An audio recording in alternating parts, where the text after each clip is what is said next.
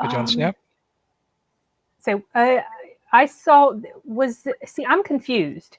There was the animated movie called Doomsday, and then there was one called The Death of Superman. So I guess I just assumed in Doomsday they showed the death of Superman. Did they not? Was that a completely separate storyline? Superman Lives was the Nicolas Cage movie. Okay. And this documentary is called The Death of Superman Lives. What happened to the story about how it was developed and eventually failed. It's on YouTube. I think The Drinker did something about that at one point. Hey, Derek, can you hear us? Oh, yeah. I didn't want to interrupt. Oh, it's okay. Just sometimes when people come in and they're quiet, I can't tell if their mic is working or maybe they just can't hear us. Oh, no, I'm here. Arturo's already gone live, and we were talking about Superman and Nicolas Cage. Not the bees. Oh, not the bees. Horrible movie. Oh, you gotta love it for that. The first one was good. The original? Yeah. It was okay. I wasn't a huge fan of it for some reason. Yeah, it was alright. Atmospheric 70s horror. Yeah. All right. Anyway. Well, I guess everybody's here, so we could begin on this episode of the Arturelia podcast. And I have Sin's Corner, and I have my friend Matt Air, and two guests, Derek and Simon. Yeah. Derek and Hey. Glad you guys could join us. We may have some others popping in at some point. Yeah. But yeah, today the subject we're going to talk about, and it's not a competition. It's just our three favorite superhero movies or comics. In other words, not our top favorites, but three of our favorites. Yeah. So they could be, down below, but still we enjoy them. That kind of thing. So I guess who wants to go first? I don't know. Colin's not here, and it was his suggestion. Oh yeah, he's not here yet. He's not here yet. We were gonna start with him, but and I've been in communication with him, so maybe he'll show up at some point. Oh, there he goes. There we go. That's perfect timing. Oh, Speak of the devil.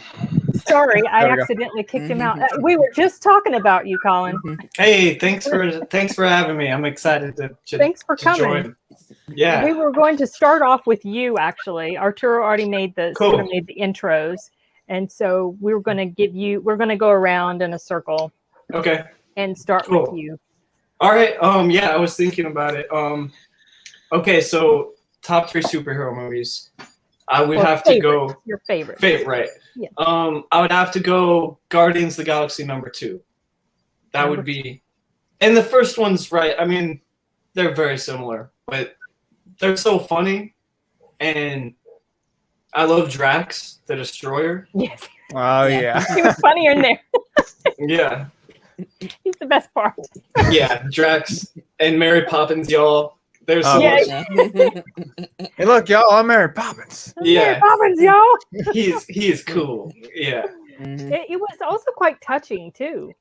At the end. Yeah. The scene with what's his I forget. What's his character's name? I know, but what's his character's name? The living Did you get plant. Popo? She don't want to come out. Sorry, Michael Rooker, basically his character. Yeah, I can't remember. Dang it, that's going to bug me now that I can't remember his name. Oh, you're talking about Yondu. That's his name. Yondu, Okay. yeah. Oh yeah. Because I remember. Yeah, he was asking for tape. Remember when they were putting the tape on the bomb? Yeah, dude. Do you have any tape? Tape. That was a fun film. I love the de-aging that they did on Kurt Russell too. That was really impressive because that's exactly what he looked like when he was younger. Yeah.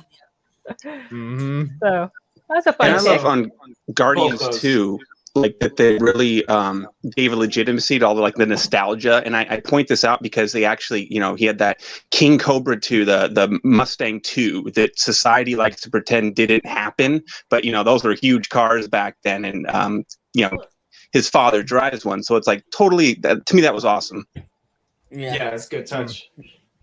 I wouldn't have noticed that about the cars, but Well, because most of them in this nostalgia stuff, they put everyone in like a Trans Am, the Smokey and the okay. Bandit car. That it's like, and you start to look back at this idea of what, like the 70s, whatever it was, and people they kind of pick the best of the best, and so it's cool to see them kind of branch off into more everyday cars. I thought that was a cool little touch that I don't think a lot of people would have appreciated, but I was like, oh, that's awesome. Yeah, well, now that's something new to consider whenever I rewatch it, because I did not, that never even occurred to me at all. I was just focused on what a good de-aging they did. Yeah, you were looking at his nice sassy face. Well, I mean, I was like, I can't believe he looks exactly like he did when he was younger. It was crazy. Yeah. Like the same with Samuel Jackson. Yeah, too. in Captain Marvel. Yeah. Mm-hmm. Okay, well, that's a good pick. Yeah. Yeah, that's a fun film. Yeah, Yeah. Guardians Yeah. are fun. I think that I like the comedy in the Marvel movies because sometimes when they're too dramatic, it doesn't. I feel like I know the good guys are gonna win. I'm not too worried about the drama. Doesn't hit me as hard in a lot of those. So I like when they're more light. Like I like Ant-Man a lot. Like it's It's just fun. Yeah. Yeah, Marvel definitely has a different tone to it than DC. yeah. And I don't understand why there's so much hate back and forth between some of the fans, the Marvel and DC fans, because I like both. Yeah. I think I prefer the darker, grittier take in the DC world, especially Zack Snyder stuff. But I enjoy Marvel too. I guess like if you want, more of a realistic superhero series, then there would be like the Snyderverse. But if you want more like more humor, lighthearted, I mean, there is some serious points. There is more lighthearted than anything. Then there's the Marvel universe. Yeah. Or MCU. Yeah, that's true. So. All right. Okay. Well, I guess, are we going to just jump around, or are we going to do a rotation here? It's easier if we move in a pattern, I think, either counterclockwise or clockwise. Typically, we go clockwise. So that means I'm up, Derek. It means if we go counterclockwise, it's Derek. If we go clockwise, it would be Archer. What do we want to do? Counter? We can go counter this time. Yeah. Do something different. So then it would be Derek's turn. Oh, okay. I'm all better right, up. Derek. Okay. Now, one of my favorite ones, and there's been a few. This is one of the guys that they're always trying him, and it always fizzles out, or it never gets its due. So they never follow through with the story thread. But I am a huge fan of 2004's The Punisher. One with Thomas Jane and I was going to ask which one was that. Yeah, that is one of my I won't say it's the best superhero. I guess technically the Punisher is a superhero because while he may not have superpowers, he has this ability to go into a room and 30 bad guys shoot at him and he doesn't get touched and he takes them all out. So to me, that's pretty much a superpower in its own right. Well, Steven Seagal syndrome. Character too, so it still qualifies. Yeah. But he's kind of like a Rambo type. Oh yeah.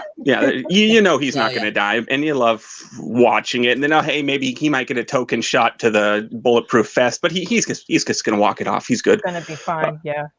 And fine.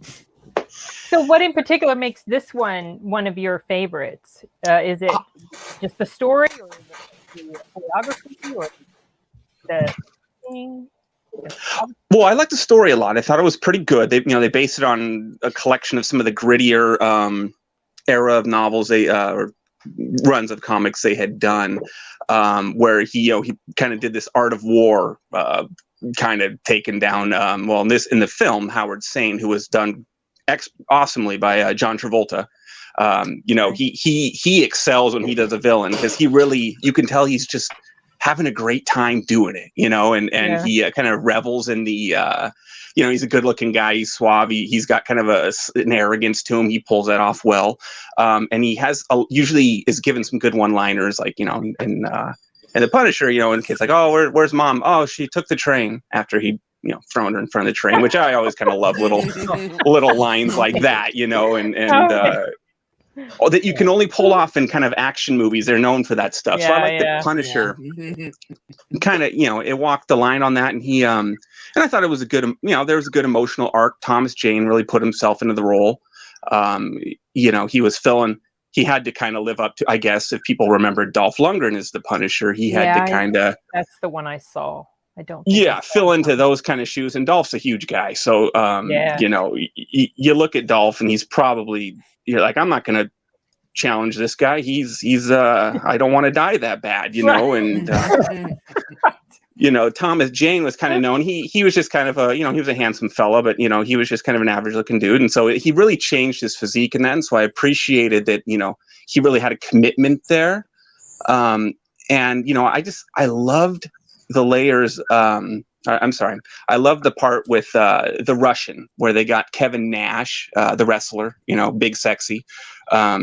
They got him to play that Russian with the bleached white hair and that goofy striped shirt, and he didn't say a word, but he was just huge, imposing guy. And that fight was it's one of my favorite. I'll go on YouTube and just watch that whole fight scene over, 10 times. I don't care. I love it. And this has been back since I was in high school. This movie's been with me all my adult life, and I never get tired of it, and.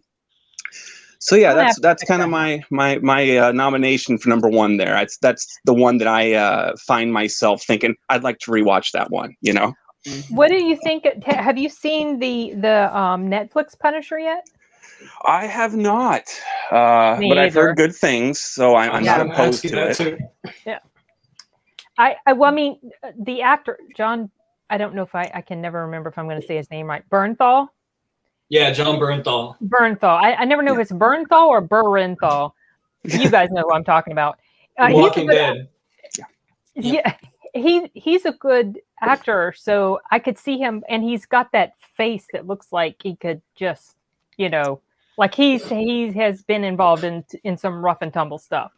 He's got a very stony face. Yeah, he's real scrappy looking, and I have been meaning to get around to it, but I haven't even finished. It has some pretty violent scenes in it, if I remember. I don't think I finished it, but it was pretty violent for someone they were showing on Netflix, I guess. It was like a hard R. I mean, at least some of the stuff was in it. But it was pretty cool. Had some good action. I wasn't a real big fan of those Netflix series. Really? I got a little tired of I watched Daredevil and Punisher. Kingpin was the best part. Oh, yeah. I hated him so much. Did you ever watch? I like Michael Clark Duncan as Kingpin. I thought he was awesome too. Yeah. And that's one of the better parts of Daredevil. For what it's worth, I still enjoy that film to a degree. But I thought he was pretty awesome. Then Vincent D'Onofrio took over, and he's a big guy nowadays too. So he filled those shoes awesome, because not just anyone can play Kingpin. You really have to get a physical stature as much as an actor. It's right. That's a tough shoes to fill. He was convincingly intimidating in that show. He really, whenever you saw him, I was actually intimidated by him myself, and I wasn't even involved in anything, but just you never knew what he was going to do because he was so violent. Yeah. But yeah, he was good. He was good in there for sure. Good trait. Okay. Good pick, Derek. Okay, yeah. And there's a bunch of Punishers to go off from there, so I encourage everyone to check them out, and they're all kind of fun little variations of different culture, or I guess over the years, the changes that the character has made, and tone, where you had the 80s where it was really over the top. It was more like Dolph Lundgren or even Warzone, where he wouldn't just take on 10, 15, 20, 30 people. Sometimes it was 90. It was ridiculous. And I'm exaggerating, but the point, he was Arnold Schwarzenegger running in there, and it was just cool though, because Warzone went totally, to me, that felt most like a real comic book one, if you followed Punisher at all. And how many Punisher movies are there? 3. Yeah, there are 3. Dolph Lundgren, Thomas Jane, and then not the John Bernthal one, right? This was called Warzone from 2008, and they had the actor Ray Stevenson played the Punisher.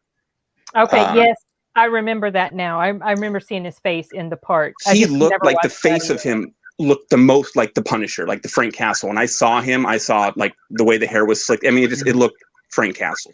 Okay. And it was kind of interesting, if you notice in that one, they did a little trait where they purposely made him a little a little pudgy. He's not overweight or anything, but they were saying that would like how to make it look like how much this toll had like been taking on his health and everything. Like he wasn't lean and cut and depleted like, Thomas Jane was, where it's like, oh, he looks amazing, but when you're that lean, you don't have a high energy source. So you're kind of like, oh, he might not, he Right. probably realistically wouldn't be able to put on these indefinite feats of action, especially when you never see him eat. But Ray Stevenson looked like that was a cool little touch they did that I don't think would have been a popular touch because, film being a visual medium, people want to see the best of the best. They don't tend to, resonate with I guess, reality or even mediocrity in that sense. And it was a cool little touch, and I like that. So it gets points in my book, but it's not one of my go-tos. One of your favorites, yeah. Okay. Nice. All right, Simon. Quick impression for you. Call, bang, fuck, I'm dead. Oh gosh, I have no Crow. idea. Oh, the Crow. I tried to go through. One, right? The first one. Absolutely. I tried to go through sort of all the comic book movies and ask myself which ones would have the most impact on me, which ones have I watched the most, rather than sort of be swayed by recency bias. And yeah, The Crow was way up there. It hit me at just the right time. 1994 would have been mid-teens. And it was just the embodiment of everything I was into. That was a bit of a goth. I was into industrial music. I was into martial arts. And then it also had Brandon Lee in his Bruce what do Lee. you call it, a posthumous role, or Yeah, well, his last role. they were still filming it when he was killed. Yeah, I think that's it was They something were like 3 days almost to go. done. Yeah, it was terrible. just an awful way to go. It's a terrible, freaky way to go too. Yeah.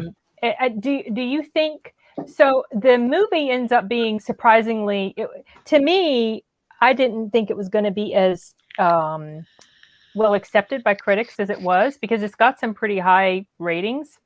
Of course, the audience really enjoys it too. How much of your appreciation do you think is just because of the material, or maybe the events surrounding what happened, or maybe a combination? I definitely think that his death contributed to the success and the reception. Yeah. But how about you? Is that I just love the movie. You just love the movie? It's also got a killer soundtrack. I mean, it's just everything about it in 1994 was the coolest thing. Yeah. Nine Inch Nails. Mm-hmm. What's that? I didn't hear that. Nine Inch Nails was in the soundtrack. Yeah. No, okay. Rage Against the Machine. The big MC. Devil Pilots. Gosh, Oh, yeah. Wow. Yeah. Okay. It's one of those movies you couldn't get away from. It was just like a pop culture moment, like it really took things over. And I was only like, 8 or 9 at that point when it came out. And I just remember seeing posters all over, you know what I mean? Yeah. And you knew he died. And and that's that interesting point you were asking about, the cultural reception, like how favorable people were, maybe biased because, as he died or whatever. Because a lot of times when a movie comes out after someone dies, I mean, people just, I guess, don't want to see it because they usually don't do well. Almost Heroes had Chris Farley, and it wasn't a great movie by any shot, any means, but people didn't. It just disappeared. And I was reading Hollywood people later on talking about how it's really hard to put out a film once someone dies, because even though a lot of people would want to see it, it kind of makes them sad. So they don't want to. So they don't put money out to go see it. And The Crow is one of those exceptions because it did really well. I mean, money. I mean, they made a whole franchise off that film, and they're all, pretty shoddy films in my opinion. But they had a TV series too. I remember because I think I forget who played in the TV series, but did Mark Dacascos at one point play? That was him. That was the series. Yeah, I used to watch that series. Yeah, and people kind of know who he is again now that he was in John Wick 3. He is the bald guy. That's the right. Sushi maker. The first time he stuck in my brain as an actor was in Brotherhood of the Wolf. I love that movie. Oh, I forgot about that movie. Oh, yeah, such a good movie. Was that the French movie? Yes. Okay. Yes. Yeah. That's a good one. I actually looked up to see if that one was based on a comic book too, because if it was, that would have gone on my list. But dang it, it wasn't. That guy cannot get a wow. break, man. He really should have been a bigger star than he is, and he just was always kind of like Daniel Bernhardt, he's one of those, you probably don't know his name, but you've seen him in all sorts of things. But he's like these guys that should have got more notice than they did, and it's unfortunate he didn't. But he's got steady employment all his life, and I'm sure he has no complaints, because it's always better to be a character actor in Hollywood than to be a leading man, because they always want character actors that leading people dry up, and their star fades. So definitely feels like there's more pressure being a leading actor. Right. And you do have a shelf life, unfortunately. And that's, but when you're a character actor who is a martial artist, stuntman, you name it, they always want you, so yeah, he's probably happy. But yeah, he reminds me of someone who he was a talented, charismatic guy. And he just, unfortunately, it seemed anything they put him in the headline didn't do particularly well. And, he did Only the Strong, which was kind of a 93, I believe, martial arts movie, and didn't get him anywhere, unfortunately. So how many times have you seen The Crow, Simon? Oh, I have no idea.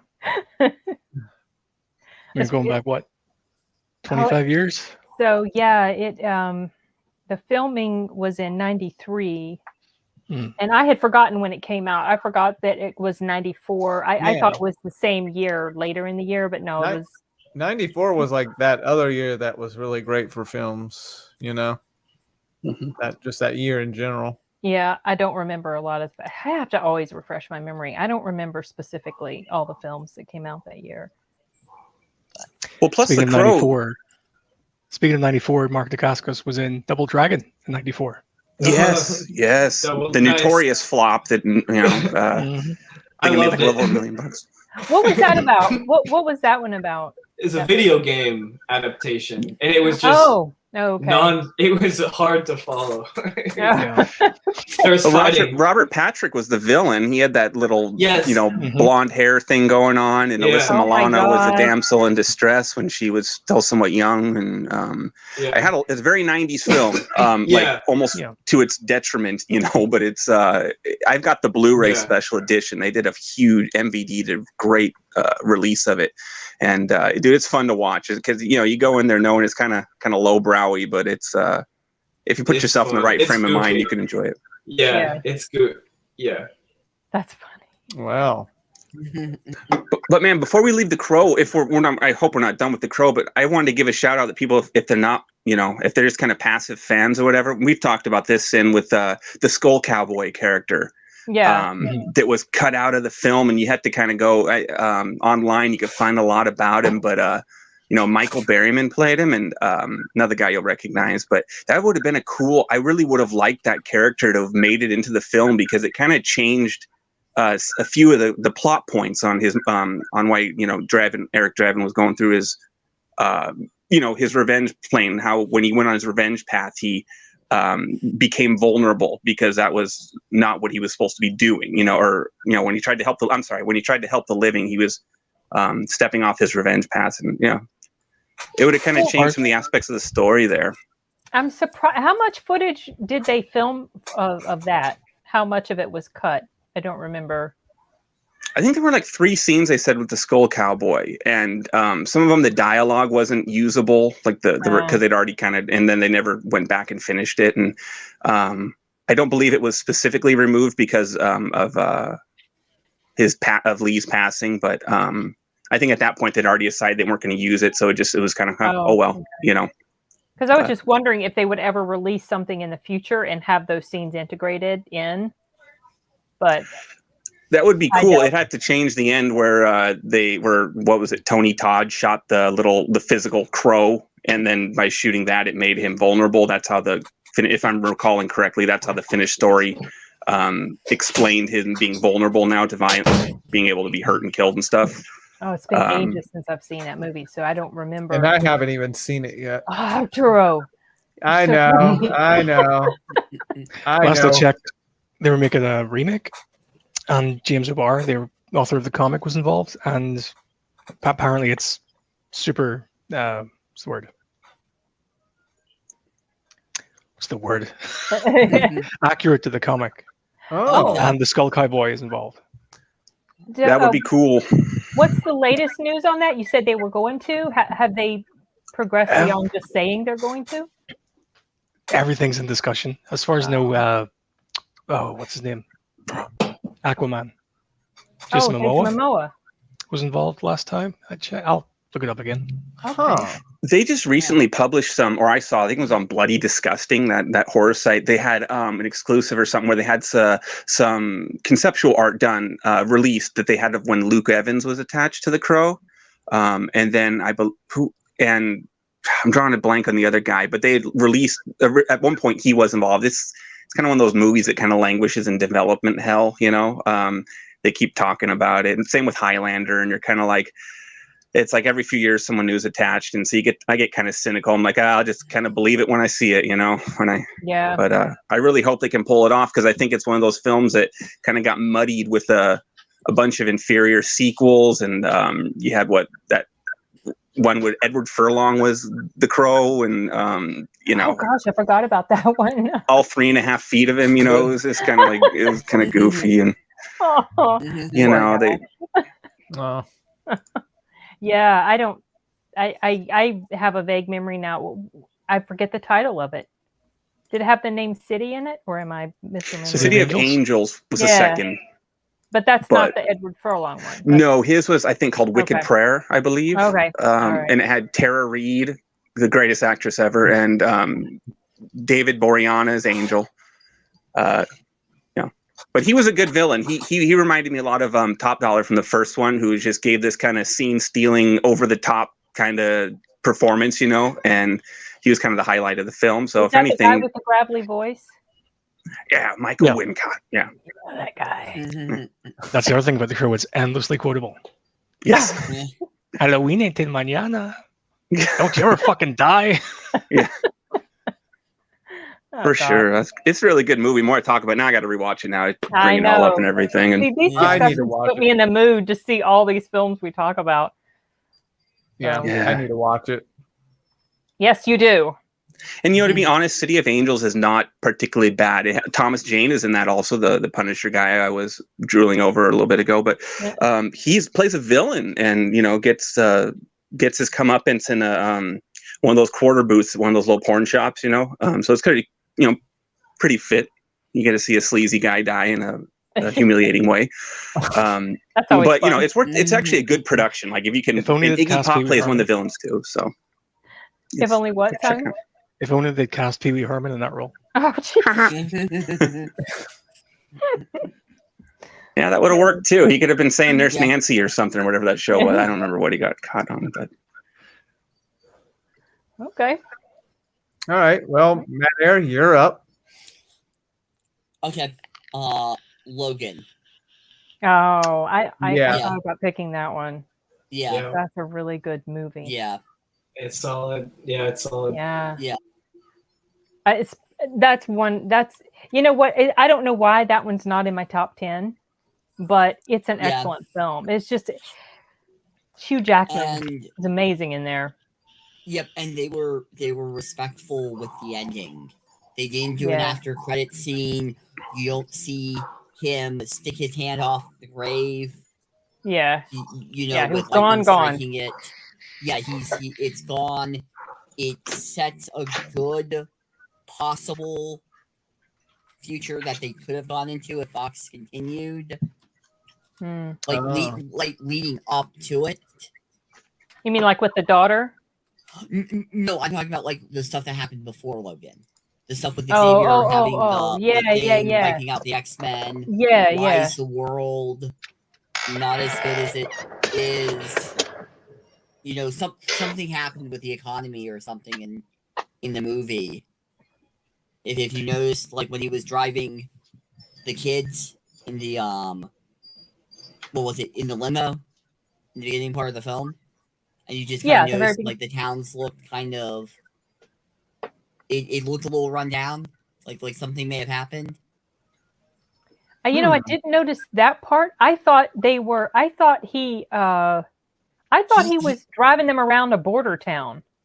And I may be picking up on that, but I'm also picking up on the parts where they put the stuff in like the food with the mutants. so there weren't any more mutants being born. It seems something may have happened within that, like, in a 10-year period. Okay. Maybe like a war or something. No, it's the same thing. It's the same thing with the farmers towards the ending. The kid and his family, and they mentioned the one guy keeps on trying to take their stuff when they're losing power. Wait, this is the family. This is the family they're staying with at the ending. Yeah, of the movie. where they spent like that night with. And then they were having. And then the thing happened. They were having a dispute with some other guy. Yeah. And then you also saw the cars that didn't have any drivers, so people lost their jobs over that. Yeah. So, yeah. Oh yeah, the I truck. didn't even think about all of that. The truck. Well, I thought I heard it was supposed to be like 2029 or something like that. Like pretty close to the future. And what's interesting is if you watch the movie, the other guy that they had in there, the one mutant that couldn't go out in the sun. Oh, him.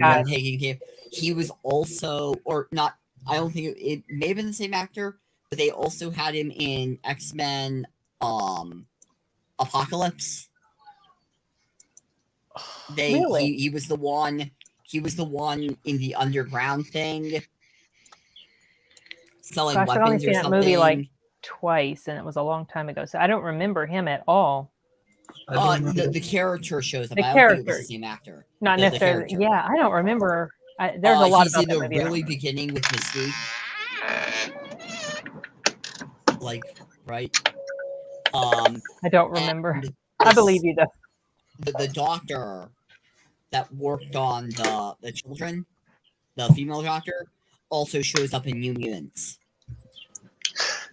Oh yeah. Because they were intending to kind of make their own little separate little universe with the Logan and the New Mutants, and you know. Have you guys seen the New Mutants? Yeah. Yeah. Okay. What did you think about it? I haven't seen it yet. Really? I've had better. I was excited for it. I see what you did there, Jim Carrey. Whoops. Yeah, I was kind of excited for it, and then it just got completely ripped to shreds by critics and fans. So that told me it was probably not. You should watch it, and you should make your own opinion. Yes, always. I do plan to watch it. It's just I'm going into it, I guess, not expecting it to be great, but I do want to watch it. I was looking forward to that film because I mean it has a different feel to it besides the other like X-Men's that we've got. Like it's a horror. Yeah. Yeah.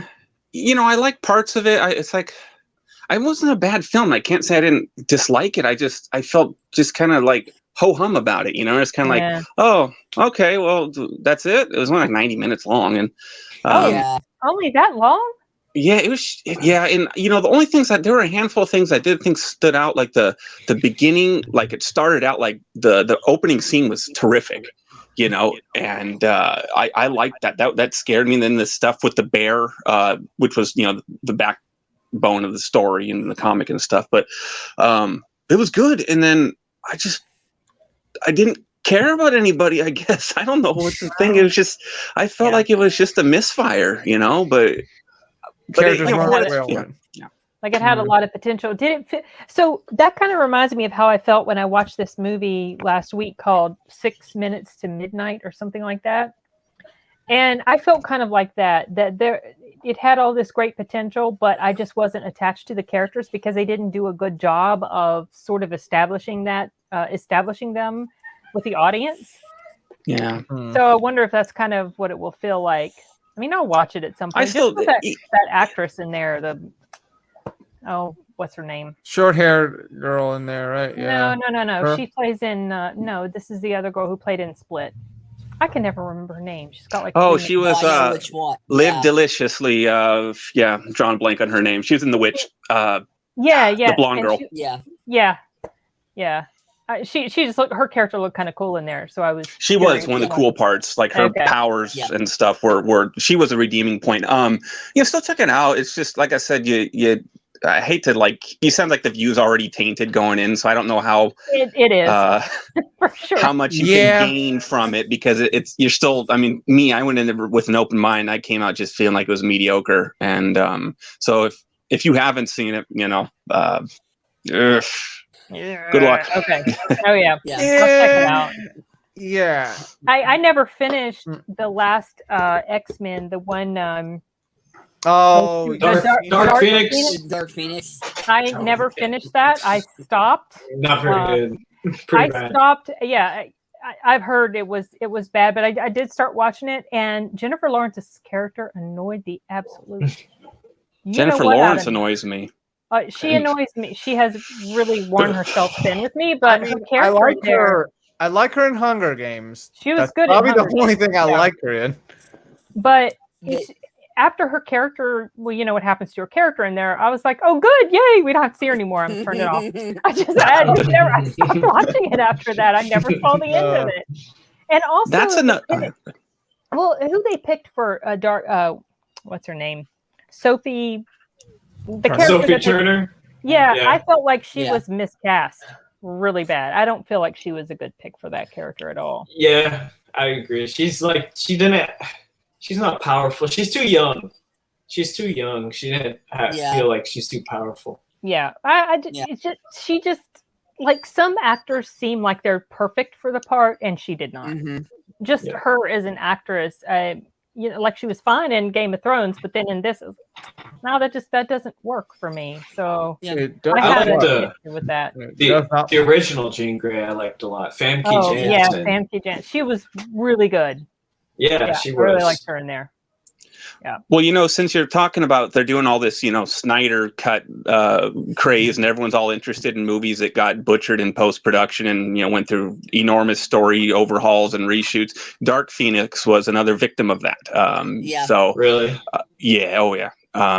Go on just put in one of the early trailers and you'll see Fantastic Four 2015. You'll see all these scenes that you're like, for one, that wasn't in the film, but I don't even know within the established story how it would fit into that structure. It's kind of, expensive reshoots and overhauls. So maybe Dark Phoenix Once Upon a Time was a much better film, and we may never know, or likely won't. But maybe if the Snyder cut proves profitable, studios will go back and start reassembling films they kind of screwed up.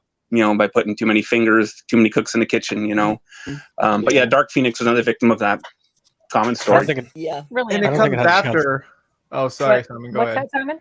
I was just going to say, I don't think it had a chance from the start. It needed to build up to it. Like Dark Phoenix needs to run up to it before it can actually earn Jean Grey becoming Dark Phoenix. Do you feel like maybe there should have been a movie or two before it led to that? Absolutely. Yeah. It just kind of dropped. The fact that it came after Logan, I mean, that's one thing. Because Logan kind of almost felt like it was a closure to that franchise in some way. And then you get Phoenix. Right. It's separate. Sort of. I mean, I don't know. Ever since Days of Future Past kind of came out, it's kind of like the timeline did this weird thing, and then you have Logan. A weird thing. Yeah, you have Logan, but then you have Phoenix. Yeah. But Phoenix came out like after Logan, and to kind of for me derailed it a bit. I mean, I could count I don't have to count it. No. Just Logan and that's Deadpool. Deadpool is part of that as well in their own timeline. Yeah. I've also heard Disney wants to bring Jennifer Lawrence back in Fantastic Four. Yes, I heard that, but I've heard it's just a rumor. Please let it just be a rumor. Yeah. There's Fantastic Four, man. Another series that they've tried so many times and cannot get right. Put it with The Punisher. Well, The Punisher was great, but sorry, I'm biased. But, The Punisher never got redo. Daredevil, redo. It's the Hulk. It's like, how many times did they try to reset the Hulk? And it's just like, and we just keep coming back every time, and we forgive them. So hopefully, remake. I know. Money, aren't we? Yeah, we love it, and we complain and whine about it, but then we go and give them our money and reward them. So we're our own worst enemies here. I know in some ways we are. What do we really want? Good storytelling. We don't know. We don't know. We don't know. Okay. But yeah, Logan. Yeah, Matt, that's a good pick, Logan. Yeah. Oh, these are good picks. So far. All right, Sin. I don't know what you'll think about. I say I have a list of 10, but I had to narrow it down to 3. I know, but it's like I want to talk about all of the things. So, but I ended up narrowing it down to obviously 3. So the one that I'll talk about first, and this may seem cheesy to you guys, but it's very sentimental to me. It's the TV movie pilot for The Incredible Hulk show back in the 70s. With what's Lou Ferrigno? The one with Lou Ferrigno. No, the original, not Lou Ferrigno. With that song at the end, that famous slow song. The Lonely Man song.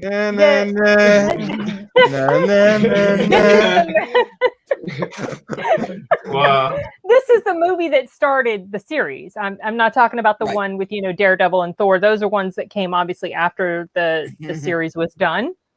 But the reason that I like that one is, well, I love Bill Bixby. He reminds me, my dad looked a lot like him because they were approximately the same age. And wait, who's that? Who's Bill Bixby? Bill Bixby is the guy who played David Banner. Or they called him in the show. In the show. Yeah, he is a really good actor, so he really made the character very relatable, and he had all these vulnerabilities, and he was just this tormented soul, and he was trying to get rid of this curse that he brought upon himself, basically. And he just really humanized the character. And I used to be petrified of the Hulk. Whenever the transformation would happen, it would scare the living daylights out of me. And I would see it at my grandma's house or cousin's house or whatever. And it would just scare the living daylights out of me, even though I knew it was good. But it was just something about the overall, just like this feeling of sadness throughout the entire movie, and also the shows that follow it, because of just what a sad character he is to me. Yeah. And so since this is a movie, I picked that one as one of my favorites. I've watched it many times. It's very well done.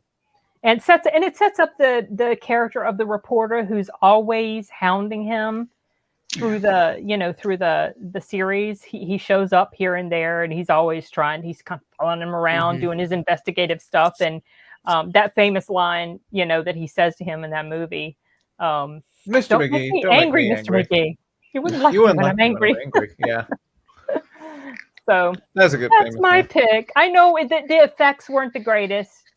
It was back in the 70s, and but the storyline of the characters is what is something that's always been one of my favorites. Yeah. It's probably not even my favorite of a lot of the ones on this list, but just for sentimental reasons, that's why I picked it. Yeah. That's probably the biggest surprise of this whole list. Really? That pick, I know. Yeah.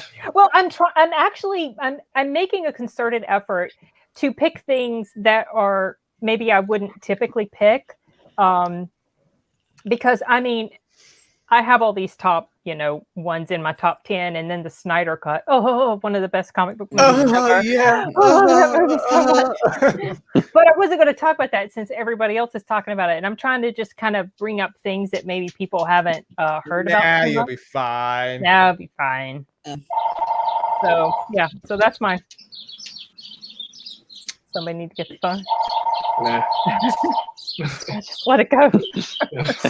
I share a landline, so I'm old-fashioned. Someone else will get the landline. Mine was ringing just a little bit ago, and I don't know if it picked up or not, but I just ignored it. So you're not the only one. I could say like the late 70s was like kind of a start of like pop culture, sort of like it started to get big. I mean, you had Star Wars in the late 70s, and then Incredible Jaws. Yeah. 70s Japanese Spider-Man came out. Oh my gosh. I thought about picking some of the Spider-Man movies from the 70s with Nicholas Hammond in it, but they're just like they were just a little bit too cheesy for me. I remember watching some of them. just remember that 70s song. You know, the 70s. Yeah. Oh my gosh. But yeah, I like the Incredible Hulk, and it was kind of like, I don't know if I'm correct to say it's one of the first comic book type things to sort of make it beyond the comic book, the books, to actually hit the screen. I mean, they made their attempt at Wonder Woman earlier in the 70s. They had like ISIS. I remember the ISIS show, but the Incredible Hulk. Adam West. I meant Adam West. Yeah. Yeah, right. The Batman. Also, and that was real cheesy, but like the Batman stuff was really cheesy. But the Incredible Hulk kind of brought this seriousness to it and sort of made it a little more believable and relatable. Yeah. And the score, obviously, at the end. I mean, come on. I think Joe Harnell did the score. You would know that, wouldn't you, Derek? I actually have one of the CDs that he did, and I'm looking at it right now. It's in my living room. So it's such a good score. It's just really, I don't know. It's just there's something about the combination of that score plus the scene of him walking away alone. Mom, I think you picked that movie just because of that song. I love it's just got such an emotional pull for me. I play the Lonely Man song when my internet goes out and I can't upload videos. I'll upload a video from my phone and say no internet. Well, my mom's brother came up with like a different version of that song. The chung ching ching chong. Oh, that Matt that did that. Yeah. That isn't anywhere nearly as good as the original. Okay, your turn, Arturo. Well, I do need to thank the anime show Hellsing for getting me into vampires. So this series was technically the start of the Marvel films before X-Men, and the sequel to it is my favorite. I haven't seen the third one. I heard the third one isn't great, but it's got to be Blade 2. Yeah, Blade. All right. I love that movie. Yeah. All right. He's such a badass. Black glasses, black coat, he's perfect for the part. And that one felt like you were saying how that one felt more like a horror movie, just because that new strain of vampire. It was so creepy. I'd never seen anything like that before. And Guillermo del Toro directed that. Yeah, he did. But he was also behind the strain, and he had vampires that would do something similar in the strain, where their mouth would like kind of open up like this funky, I don't know, it was like predator type like stuff. Mandibles, like the Mandibles, that's the word. But that was cool. Was that Luke Goss who played, wasn't that Luke Goss who played the and pop star? He's with Debbie Gibson all the time doing songs and stuff, and now he's eating people's faces on the Blade 2. Played the main I thought that was Luke Goss. I thought, if my memories served me. It was, okay. And that guy, that's why I couldn't take it seriously. Oh, really? See, that's funny because I didn't know he was a pop star until afterwards, and so honestly, he was a British pop star, and they were cheesy as fuck. They were in a band called Frost. So really, you couldn't take him seriously because of that? Not at all. Oh my! I'm glad I didn't know who he was then, because he impressed me in there. He was freaky. Yeah, I liked it. I thought he was okay. I liked the first one, but something about the second one, just, I don't know. It's kind of hard to explain. There's just something about it that's better. I like the scene at the end, the scene with the woman. That one was actually quite touching to me. Where she flakes away like dust. Yeah. It was kind of sad. Well, oh, I know. Shoot. Haven't we given a lot of spoil? I didn't know. I'm sorry. I wouldn't have ruined John Travolta's killing his wife in The Punisher earlier. I got nervous. No, it's okay. We do this. Time out. On top of that, you have Daryl in there. Norman Reedus. Right, Daryl. Daryl was in there. I had completely forgotten he was in there until after The Walking Dead, and then I rewatched Blade 2 again. I was like, he's in there. Ron Perlman.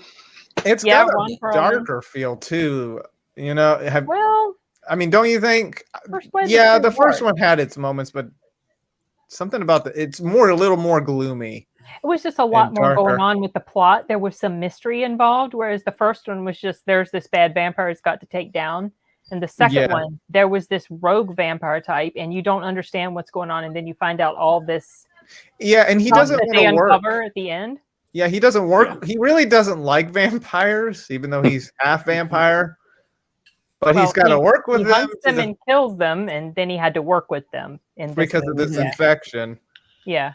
I really loved the first Blade. I thought I saw that one in theaters and when I was a kid, and I thought it was great because it, like it had a grittiness, a real like a down to earth kind of hyper reality a bit, but it felt like it was very based in a very recognizable reality, and I liked the way there was that the police were in on it. It felt in many ways like an action movie, with a lot of horror elements in there, and I thought it really pulled it off well. I know Blade 2 is often regarded as a superior sequel, one of the rare instances you'll see people talk about it. But for my money, I love the first Blade because I remember Blade 2 bugged the crap out of me when they had that super loony CGI, bad 2002 CGI fight with Blade and the CG. It was all hokey, and I'm just thinking of how good the fights were in the first one. Like that was one thing that stood out to me because I love the action genre and I love the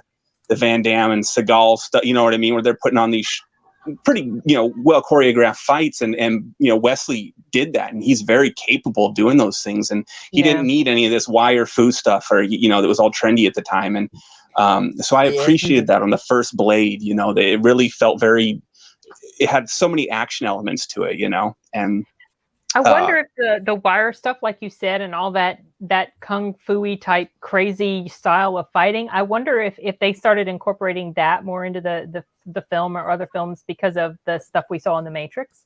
Yes. Oh yeah. 100%. 100%. Yeah. Yeah. But we got to thank Blade for actually starting the whole Marvel thing. Like people say, Howard the Duck before Blade. Yeah, Howard the Duck was. But I never saw it. Captain America 1990. Nick Fury, Agents of S.H.I.E.L.D. from 1999. That was a Fox TV movie. Yeah, I never saw that. That's the one with David Hasselhoff. Yeah. Yeah. Oh, yeah. I used to see that at bootlegs on VHS all the time and at the comic conventions. Yeah, Matt Air was going to mention Fantastic Four, like the 1994 film, but that's incomplete. The Corman one, the whole ending CG battle is not complete, but it is. It's cheesy. Also, Arturo, how do you feel about them remaking Blade in the MCU? Well, I mean, I'm looking forward to it, but I feel like making it PG-13. That's just not. That's a travesty. What are they thinking?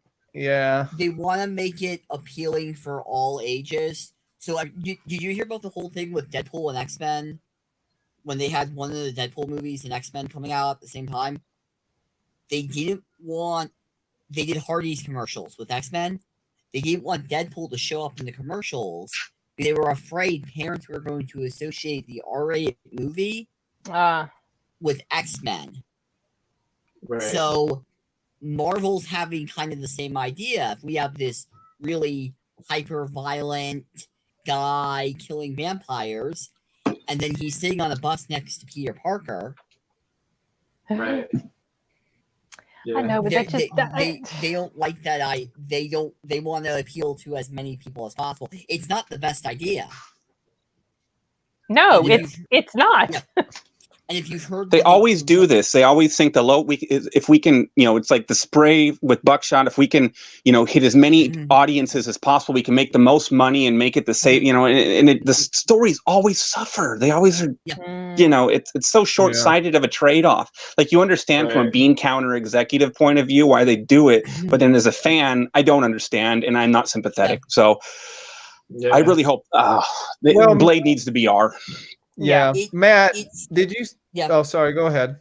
No, I was going to say, at one point there was a rumor going around with Deadpool 3 that they wanted to do 2 separate Deadpools. There was going to be a Deadpool for the MCU that was going to be more PG-13, family friendly, and then they were going to do Ryan Reynolds Deadpool, and they were going to be played by like 2 separate actors. Oh man. Oh. No, that was just a rumor. I don't think they're actually doing that. Well, they did that Once Upon a Deadpool, where they made that PG-13 kind of self-satirical Fred Savage cut or whatever it was. Yeah. And I saw that, and it's because they don't do anything really different with it. Yeah. They just take out the blood. Oh. So that's so it's like on Sega Mortal Kombat. That's like, doing quite a bit different with it, though. No, like, you know the scene in the beginning of Deadpool 2 where he has the chainsaw and he's going down on the guy? Okay. and he's fighting the guy with the chainsaw? Well, in the Fred Savage version, you see the guy go like this with his hands, and the stunt actor moves the chainsaw, and you see the guy put the hands on the chainsaw, and there's no blood. There's no effect. There's literally nothing. And every time they say certain words, they just bleep it out. There's no funny gag. There's no alteration. There's a lot more they could have done with it. Yeah. But that's kind of cool, though, that self-aware, like, because, you know, they're very self-aware on Deadpool, and I think they're kind of making fun of that, how ridiculous it is of, you know, trying to take something, a property that's so clearly may even wander into NC-17 kind of territory, and then try to make it accessible to the lowest common denominator families, you know. And you remember on Saturday Night Live, they used to have Joe Pesci on there. He had his own little show, you know, the Joe Pesci Show, and he would sit there and he would reenact scenes, but like from like Raging Bull or something, or Goodfellas, and he would replace the word shampoo with the expletive. So it would just be like, you shampooed my little shampoo and sis, you know, and they'd be doing stuff like that. And anyway, so it's like, it's funny seeing them actually kind of go with that on this Once Upon a Deadpool type stuff. You know what I mean? And that's just what it reminded me of. I was just seeing huge vibes of that watch. Like, oh, I've seen this one before. And, you know, it works. I thought I heard that Disney might allow Deadpool 3 to be rated R. But that's what they're saying. That's what they're saying now. This was like a year or two ago, right when they acquired Fox. There was a worry that they were going to make it PG-13, or they were going to completely reboot the character. I heard that they were going to have another actor play it. They didn't want Ryan Reynolds at one point. They were going to. One thing I heard is, you know, the person that played Cersei Lannister from Game of Thrones? Yeah. They want her to be Deadpool in the MCU. What? And then have Ryan Reynolds as a separate Deadpool.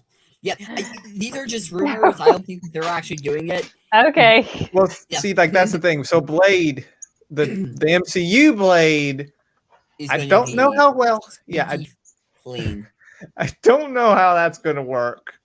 I mean, I'm not super impressed with the choice. Who they picked, because I just he's a good actor. He's a fine actor. I do like him. I just kind of like with Sophie Turner. I don't really like him in the role. Wait, they cast a new Blade? Yeah. Who is it? Mahershala Ali. Oh, really? Yeah. Wow. I mean, his voice does, like, I feel like I can see him as Blade. His voice, his look. But I just want Wesley Snipes back. I think I want Wesley Snipes. Mahershala Ali is too stoic. He's stoic, yeah. Yeah, see, he just. I just don't know about that. I guess we'll have to see. But the fact that they're making it PG-13, I don't know how well that's going to go. But Blade 2, really like that film. I need to rewatch it. It's very good. I just bought Blade Trinity coincidentally on Blu-ray like 2 days ago, and I just thought, you know, I haven't seen that since I saw it in theaters, so I'm gonna try it again. It had Ryan Reynolds, if you remember, before he's the best part about it. I mean, that's the only reason to watch it if you're gonna watch it, really. Do it now. It's right there. Yeah. Okay. All right, round 2. Colin. All right, round 2. I might have to. I don't know if I can cheat a little bit. But in the spirit of sharing stuff maybe people haven't seen, I guess if I wasn't cheating, I would probably say Deadpool. But everyone knows about Deadpool. Yeah. I don't know how many. It was pretty popular, but I don't know how many people watched the Watchmen TV series on HBO. Oh, yep, I've seen that, and I've seen the movie. The movie is good, but the TV series really blew me away. I thought it was phenomenal. 10 out of 10. And I wanted to mention there was one particular episode that was kind of a flashback standalone episode that was kind of an origin story for a character who's not really I won't get into it, but it's basically after I saw it, it's like an hour long, and I was like that beat every superhero movie I've seen. Like it was like so cool because it felt like it was so real. It was like what would happen if or like a real person tried to be a superhero, where it was basically, I guess I won't break the whole thing down, but you don't know anything about it. It's like it takes place in the 30s. It's shot in black and white. Take a quick break. Hello? Oh. Okay, Matt. I'll keep going. Yeah, This Extraordinary Being was excellent. This Extraordinary Being, I looked it up. It's shot in. That's the name of it. It's episode 6.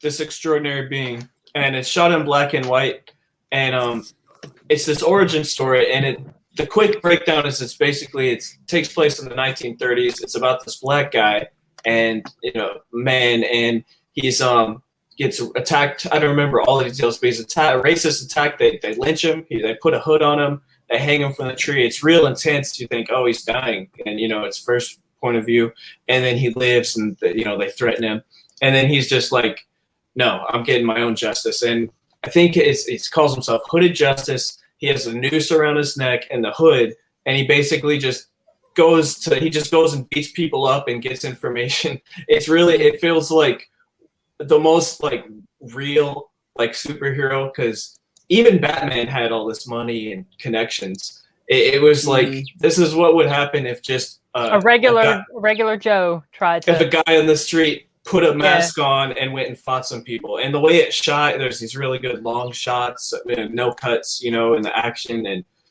I was really just blown away by it. So I have to mention that instead of Deadpool. I have to mention that. If you haven't seen it, I recommend it more than anything else, really. That particular episode alone, or the show as a whole? The whole show. But if you're like, I don't want to watch the show, that episode, you don't even need to watch the show to enjoy that episode, but it's better if you like the show. I think the show is worth watching, really. I think it was the best show of the year that year. It came out 2 years ago. Does his character at all tie in later to? He does. Yeah, He does tie in a lot of ways, but because it's the 30s, he's like 100 years old. He's like a very old man during the time of the show, so he's not like in a big role. Oh, okay. Yeah. He's one of the original Watchmen. Yeah. Oh, is he? Yeah. Okay. Right. I don't know much about the Watchmen. He's pretty much the first superhero, I guess. Yeah. Like, I don't know if there was anyone before him, because it's like the 1930s. And it was just some guy that put a hood on and said, I'm not taking it. It's done, and everything about it was done really well. Yeah. So, the editing's spectacular. It plays out like a dream sequence or an acid trip. Yeah, that too. Yeah. Yep. Cool. Well, that's different. I wasn't expecting that one. Well, speaking of real-world superheroes, being where I'm from, Seattle native, we have this guy. Type him in, Phoenix Jones, if you've ever heard of him. He was fellow went around wearing a superhero thing and would like break up fights and pepper spray people and stuff. And it's pretty cool though, because you're like, oh, that's great, But it's kind of, we're talking about the real world costs of if you could actually be a superhero. Would entail a lot of police involvement. They'd arrest. You should type him in and just check some things out for humor's sake, if anything. I wrote it down. I wrote his name down. Phoenix Jones. Yeah, they need to make a movie about him. And they were at one point. He was saying he was talking film rights, but I don't know whatever happened to it. So, wow. Where I'm from, the superhero team is called the Irish Republican Army. That's cool. Okay. All right, Derek, you're up. I'm up. Okay, this one, his probably a pretty well appreciated one, but I'm going to go with Batman Returns. The one with Michelle Pfeiffer in it. Yeah, and Danny DeVito. Danny DeVito, Christopher Walken. That's right. I really like that. Yeah. I really like that one. Yeah. Yeah, that one was. I thought that one was actually, when we talk about, you know, the rare thing where sequels excel above their predecessor. I think Batman Returns is a good example of that. That film was just really solid. The production, I thought, was top notch. It was all filmed on a contained set, you know, and they built that whole little Times Square or whatever tree light ceremony Gotham thing. Square. Gotham. Yeah, that is the correct thing. I don't know why I said Times Square, but yeah, I know Gotham. I really thought that did great. And one of the things that was interesting to me about that one was that Michael Keaton as Batman is almost like a supporting character in his own film. Because he does not pop up really, I mean, significantly, and that's just him watching they go to a scene of him watching Cobblepot talk on the radio or TV, and he's like, "Oh, I hope he finds his parents," or whatever. And that's not until like about the 1/3 mark, you know, about 40 minutes in.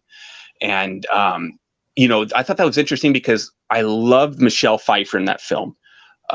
She was just phenomenal to me. Like, she just, I mean, for one, she looked amazing, but just seeing her go from that little she was very insecure, very feeble. She had a very kind of, socially wasn't successful in the way she wanted to be. She felt walked up on, and she went unnoticed. And then, when she there was that scene where she comes back from the dead. I love when she walks in the door and, "Honey, I'm home. Oh, I'm not married." And the cats are walking around, and it's just kind of like, and she just goes through this monotonous thing over and over. It's like when she came back, from the dead, she was sitting there. She goes and tries to feed. It's like she's on autopilot. You know what I mean? Checks her messages. She's dumping the milk. And I thought that was really interesting for a woman in particular to be drinking the milk and just having it all over her with no regard for, you'll see guys do that in movies, but you don't typically see women do that. It's interesting because they're supposed to be more ladylike and preserved, but it was just all out the window at this point. And I liked seeing her when she destroyed her whole home, and it was kind of sad because you're watching her just like destroy all these little like knickknacks, like maybe things she'd held on as being kind of from a younger part of a girly life, a grown adult woman, but she still had her doll. She shoved her dolls in the garbage disposal and broke that thing of her little knickknacks on the wall, and her dollhouse. She's like just destroying these like parts of like I guess her childhood. Her old self. She was destroying her old self. Right, and I liked it because it seemed so angry, and it was so like you felt so bad. Like, I felt really bad for her watching that, and but I love the transformation where, and then the less than subtle thing where it says "hell here" after she hits out the windows, part of the lighting on her wall, and it now says "hell here." I thought it was kind of cute, but plus, I mean, how can you, like, some of the dialogue she had was just terrific, and you're watching her go through the city kind of like liberated, and she's just destroying things willy-nilly and, playfully, jumping rope with her whip and stuff. And I thought it was really cool because she wasn't like totally mean-spirited where she wanted to like hurt people. She wanted to particularly punish bad people, but like the rapist that the would-be rapist she attacked, and but you could just see her kind of lashing out at the world, like just this ultimate reject who just finally like found her voice, her backbone, and she was just having a time with it, and I loved watching her in that, and of course there's that line that I loved, and of course being a woman, when I say it, and not being being a male and not being a woman, it sounds kind of, I guess, goofy, but I love that line, "Life's a bitch, now so am I." I just thought that was just terrific, great writing there. You're like, that's awesome. And even being a male, I love that line. I would love to say it out loud if people didn't look at me funny, but you're right. She's a great villain. I like how you said how she wasn't really mad at anyone. She was just kind of like sticking up for herself, like someone who'd always got stepped on. That was cool. Yeah, and that kind of resonates with a lot of people. I would imagine people understand that vibe.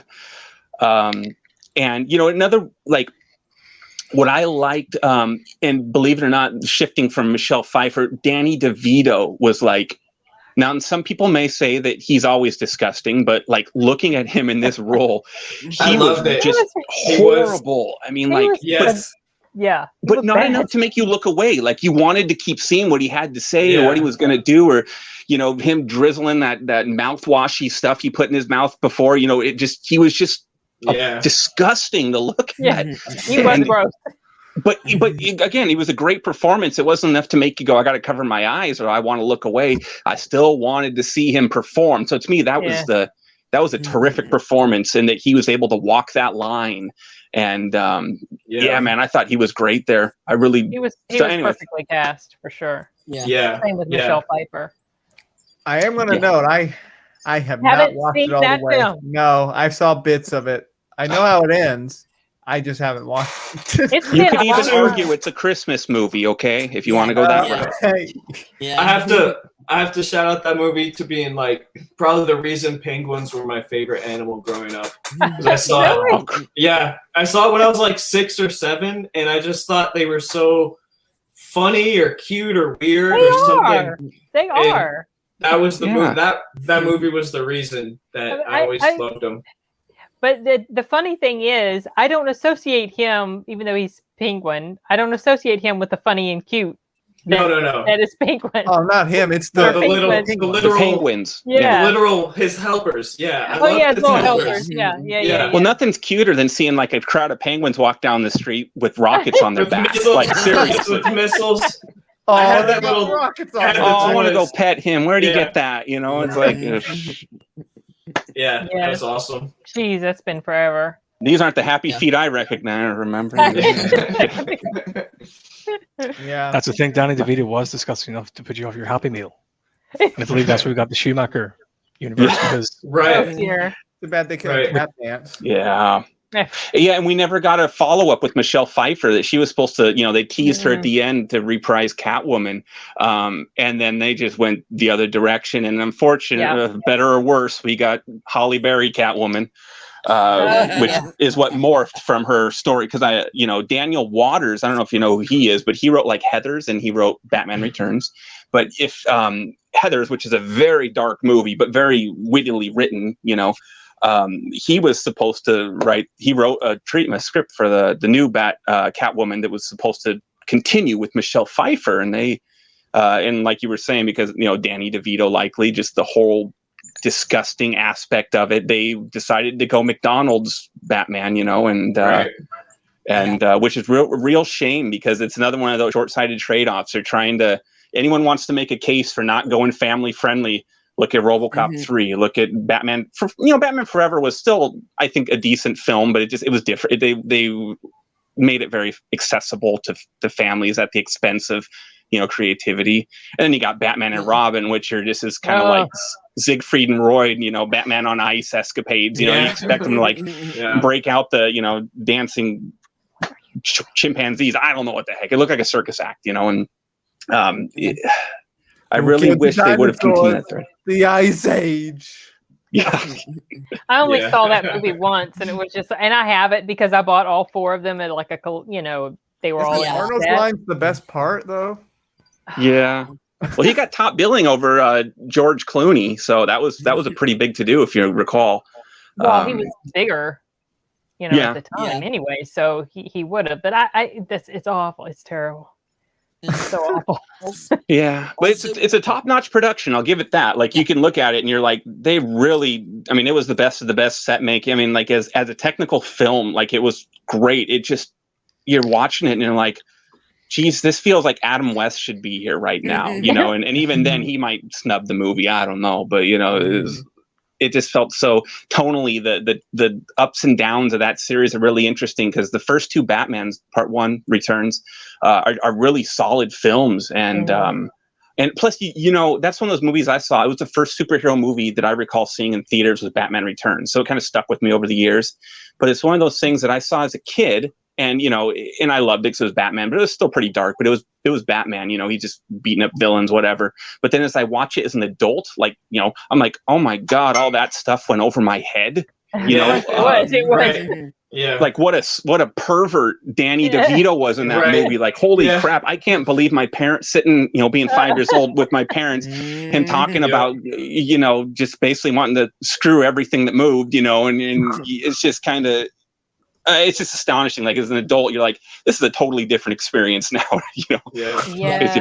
You pick up on that stuff. And I kind of understand in a way why Warner decided, look, if we want this to appeal to kids, we can't have him carrying around scented or unscented KY jelly in his bedroom. You know what I mean? Like it's like, well, he did that disgusting scene, but you're like, gosh, I forgot about a lot of that stuff. I need to rewatch this thing. I just remember feeling like I felt at the time that I saw it that it was much darker than the first one. I don't know, the whole story of Catwoman and the Penguin, but I think I may have only seen it at most twice, maybe only once. I encourage a rewatch, and maybe Arturo can go all the way through this time and become a fan. Yeah. Also, wasn't it the one that had Harvey Dent for like a scene? Harvey Dent was the first one. First one, and wasn't that Billy D. Williams? Yeah. Yes, ma'am. Yeah. And that was Billy D. And didn't this one have like the scene with Danny DeVito biting someone's nose off? Wasn't that the scene that kind of made parents question the movie? Yeah, he's sitting there with all the campaign people. Right. Yeah, he's like that. Yeah. At least my nose not gushing with blood and whatever. And then they're all laughing like, oh, and then he just like chomps on this dude's nose. And then like a good politician, they all just cover up for him. Oh, it's okay. Let's just go back to campaigning, guys. And there is some good political satire in there as well. And not, Democrats or none of that stuff. It's just, making fun of the game of politics, so. It was pretty good. And then he said that we start the global warming. Well, now we're going to do global cooling, and that was kind of funny. But it's a good film. Check it out. If anything, I appreciate. I don't know. I also think people should watch Heathers because that's one of my favorite movies in the whole freaking world. Heathers is a good film, yeah. With Christian Slater and all the Daniel Wathers, his signature wit of just being so dark and humorous and making these lines that you find yourself wanting to repeat like in public or to yourself or write them on your Facebook, I don't know, whatever, Twitter, but you just find yourself, they resonate with you, and he's really good at that. So I encourage a Batman Returns viewing anytime in your life, 1st, 10th, I don't know, however many times you've seen it, go see it again. Yeah, it's a 90s film because lately I've been kind of into this. I'm in the mood. I want to watch it again now. Yeah. Been lately into all like 90s, so I gotta check that one out. You have it right up there. It's good to go back to the 90s stuff because we were starting to get a lot of superhero. They've come and gone over time, but there was a revival and they tried a lot. And I think it kind of gets overlooked by now that we got that whole, like the Marvel universe. It's just exploded into the biggest movie tentpole that we've seen, in all of history. And so we kind of forget that, oh yeah, that's right. They did do that. Or, so it's good to go back to the 90s stuff with the exception of the movie Steel starring Shaq. Yeah. I remember that. You brought that up yesterday. Brought that up earlier. But the only good thing, I guess, is that Judd Nelson's in it, and he does what he can with what little is there. But, save yourself the punishment, for God's sake. But, I saw that actually when I was going through a list of comic book and superhero movies just to refresh my memory of what I liked. And I saw that and I remembered you talking about it.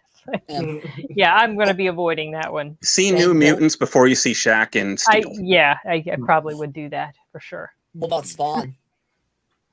Spawn was good. Spawn. I actually didn't mind it. Yeah. You're talking about the live action one. I didn't mind it. And I saw the animated one, and that one was like, holy cow, okay. Yeah. Oh, yeah. I like Spawn. That was one of the first ones. I remember that one being particularly dark, and it was PG-13, but it still came off as very dark. A lot of people seemed unhappy with it. Maybe they felt like PG-13. Back in 5. Okay. Maybe they felt like it should have... Yeah, go ahead. No, they changed the rating to R when it hit video. Yeah, and that was a big to do. On HBO, so they went from PG-13 to R. Did they add more material to it? Yeah. That made it R? there was a little more language and there was like some blood. Yeah. It's one of those like PG-13 R things. Okay. Well, and plus you got to think, John. It reminded me of with like Danny. We were talking about Danny DeVito being disgusting. John Leguizamo as the clown. Yeah, just horrible. And he was awful. Again, watching it as an adult, like with my mind, being an adult and awareness, you're kind of like, oh my god, I get all these gross sex jokes now, but when you're 10, 12, you don't even know, he's just gross and farting around, and yeah. Spawn was pretty good. I like the scene with what was it, Angela, where it just kind of showed that he was he was brutal and on his revenge path, killing people, and she's like, oh, you wouldn't shoot a woman or whatever, would you? And he just does it, and I thought that was pretty awesome. Again, I'm paraphrasing it, but that scene was like, oh, great. Yeah, right. Oh, he thought you deserved special treatment. Yeah, right. I see that. That's what I like that type of. That reminds me of the scene in the first Batman when Joker put his glasses on. He's like, you wouldn't shoot a person with glasses, or you wouldn't hurt a person or punch a person with glasses or something like that. And he did it anyway. Yeah, stuff like that's great. Yeah. Yeah.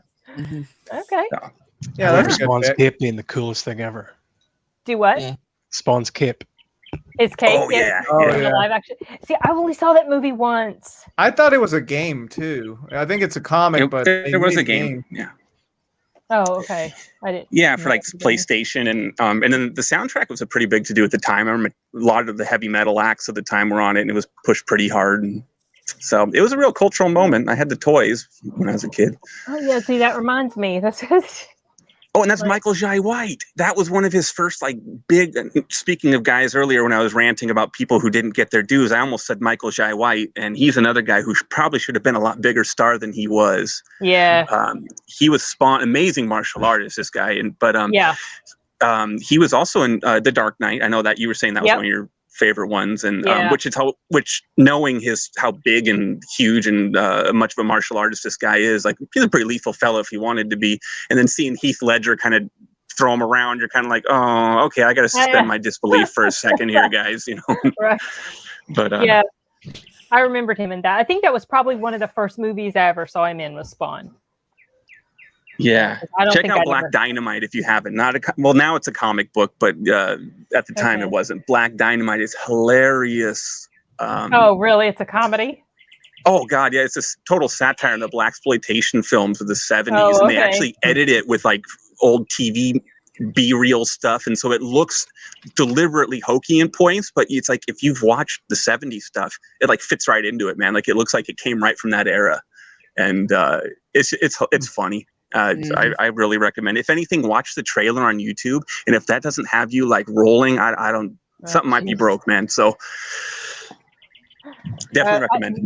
Okay, all right. I don't think I've heard of it. What year? What year was it? 2010, and then they did a TV. It's been a little while then.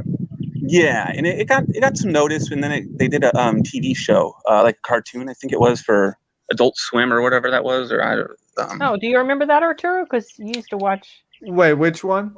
Black Dynamite? Yeah. Oh, yeah, I saw bits of that. Yeah. Oh, okay.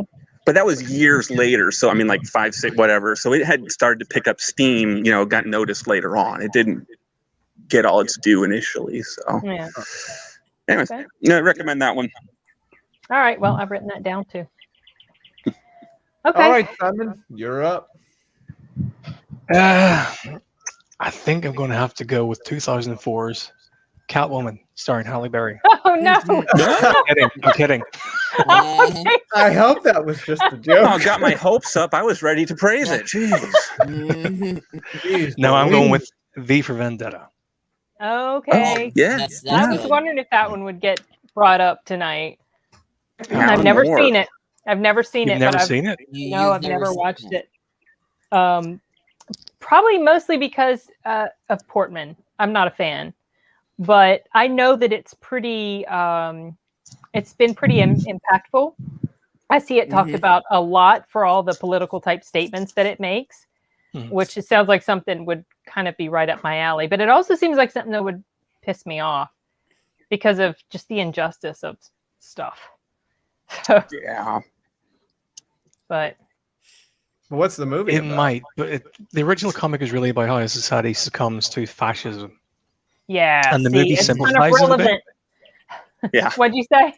The movie simplifies it a bit and doesn't have Okay. quite as much nuance. Yeah, okay. But Makes it a little bit more black and white then. yeah, but I Okay. think you have to really simplify for movies because you really just can't put that much nuance in, or else you get the Snyder cut. You mean? Yeah. Well, the Snyder cut was awesome. Don't It was, fight me on this. but I wouldn't want to watch one every weekend. I actually wouldn't mind it myself. I just don't have the time. Fair enough. But this is pretty long. But yeah. So Arturo, it's a political. So you know that mask the guy wears in there? Guy Fawkes. Guy Fawkes mask? Yeah, Mhm. that It kind of ties in with. I mean, it's not about him, but he's wearing that mask because of what he's trying to represent. Because of the history of Guy Fawkes. Yeah. And I forgot what sort of. I've seen summary things about it, and it's also showed up on a lot of lists of recommended comic book. I mean, the guy looks cool. He looks sinister, but that's because he's wearing the mask. Yeah, that mask. Yeah, he's really Agent Smith underneath. So yeah, he is just Agent Smith. That's right. That's a Red Skull. I forgot about that one. That's a great one. Yeah. Yeah. It's a smart movie, and it's by Alan Moore, correct? The same guy who wrote Watchmen, and yeah. So then there's a head on the shoulders there. We were talking about Watchmen a while ago, and it's just it's a very the commentary when dealing with the politics. It's like spot on. Like it's very cautionary, and it's kind of that timeless tales about how governments are whether they're warring like in the Watchmen with the Cold War stuff, or they can destroy us all, or here where they kind of convince you to give up your rights for protection and safety, and they make a token little villain, and they're very timeless tales in that sense. Stuff we've been warned about since the beginning of time, since this is what governments inherently do. Be cautious, don't let it happen. And we always end up letting it happen. But they're good tales, if anything, in that sense. And plus, it's great that you get an entertaining little, violence and so forth, and cool, bald Natalie Portman's with it. But, it's... I love Natalie Portman. You would probably like the movie, Arturo. I think it would probably... it's a classic. Yeah. Oh, man. It's a classic. I mean, it looks interesting. Yeah. Yeah. It really, the political commentary of any superhero movie, it's got the best political commentary for sure. Yeah. I remember... Yeah, they all try to be high-minded in that sense, but this one did it really well. Well, I remember when it came out that there was like this media frenzy because of the scene in there where doesn't Parliament get blown up in the movie or something? Mm-hmm. And there was like I remember, well, in the media here, I don't know if it was the same way over there, Simon, but the media here was just like, oh, this movie and it glorifies blowing up Parliament and blah, And I remember there was like a lot of outrage about it. That was the. Well, that was it might have been like 4 years after 9/11. Oh yeah, right. Yeah. That was what made me even notice the film. I'd never even. I mean, it was up and coming. It was getting ready to come out. Well, Simon, didn't it come out over there before it came over here? I don't know. I'll look it up. It wouldn't have been a huge. It wouldn't have been like sometimes earlier. Well, I don't think. Sometimes some films come out a year before. Like, let's see, it was 2005. It may have came out early over there in Britain.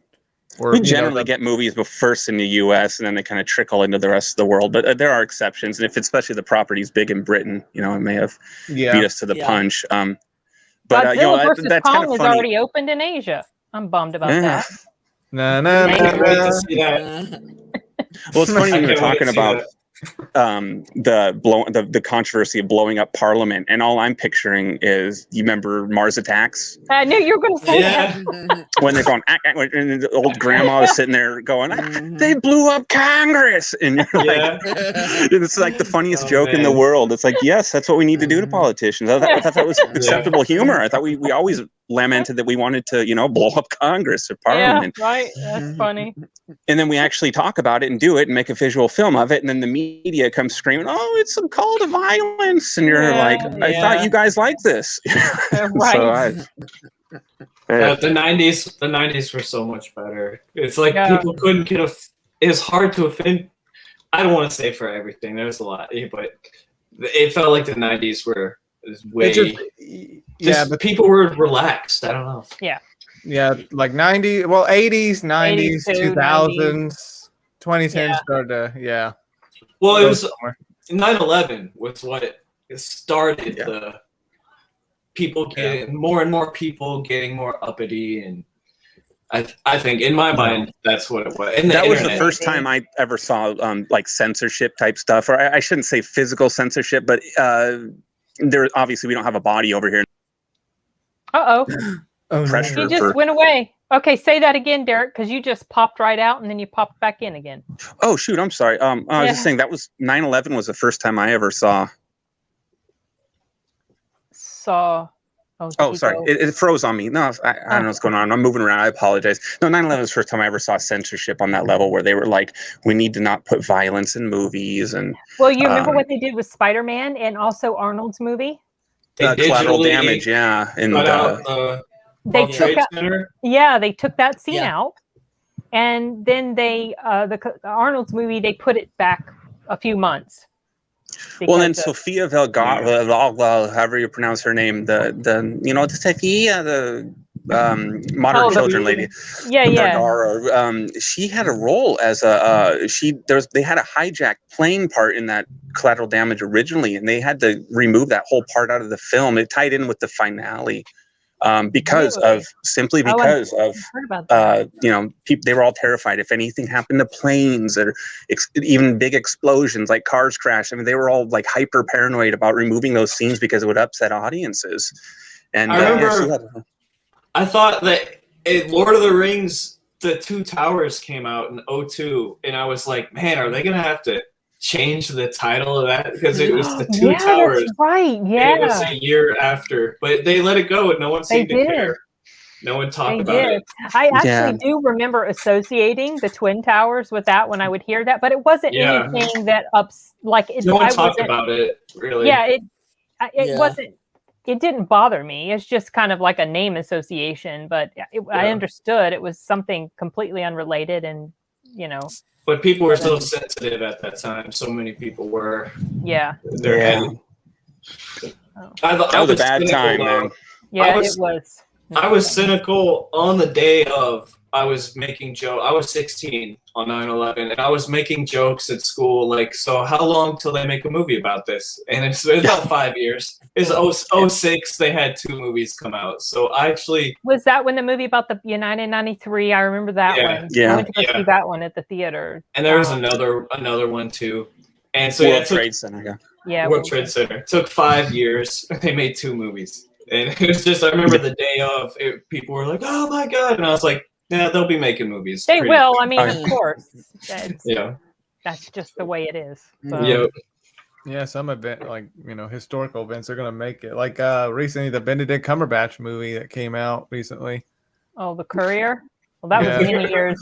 That was the one where they all got hit by the planes. That's what? Is that for real? No way. No. Simon's putting his little commentary in the comments. But yeah, we jumped from that movie that Simon said. We went all the way to 9/11. Oh, we were on V for Vendetta. Now we're Vendetta. So is that Simon? Is that a comic, Vendetta? Yeah. Wasn't a comic book? Yeah. Yeah. It was based on 80s, all on Thatcherism, really. Oh, that's where I got this. I bought the collector's thing with V for Vendetta. Oh, cool. Yeah. Yeah, and that movie is really what made that mass popular. Like, you see it all the time. It was co-opted by Anonymous. Right. Yeah. That's right. Yeah, they did. And speaking of the character, because he was a real person, Guy Fawkes. Right. So I saw a movie a year or so ago. I can't tell you the name of it now because I don't remember. I think it was on HBO, and it had the dude that played Jon Snow. Right. It was a mini series. It was a mini series, and I don't remember. He wasn't playing Guy Fawkes. He was playing some other real guy. But I found out. I saw that preview. Yeah, I found out that he was actually related to the guy that he was playing. He was like, wow. He was like a descendant of that guy. I was like, oh, that's actually really cool. But So would you consider the guy wearing the mask like in the movie like a superhero sort of, or he's kind of just taking things? he's not a superhero. I mean, he didn't have powers. He was just he did. Right. I think. Did he really? We're like a vigilante kind of. Yeah, he's Did he more have of a vigilante. Did he have powers? I thought it was they were all just humans, and that it was just He had like Captain America sort of super serum powers. Oh, I forgot. Oh, Because he was experimented on. Yeah, and that's why he wears the mask. Okay. Is he deformed? Oh, I remember that. Yeah. Yeah. He was burned in the fire. The whole backstory in the lab. Oh. Yeah. Now that makes me more curious to watch it. Yeah, I think good. you'd probably like it. Yeah. It's quite popular. Yeah, that's actually an interesting pick, Simon. Yep.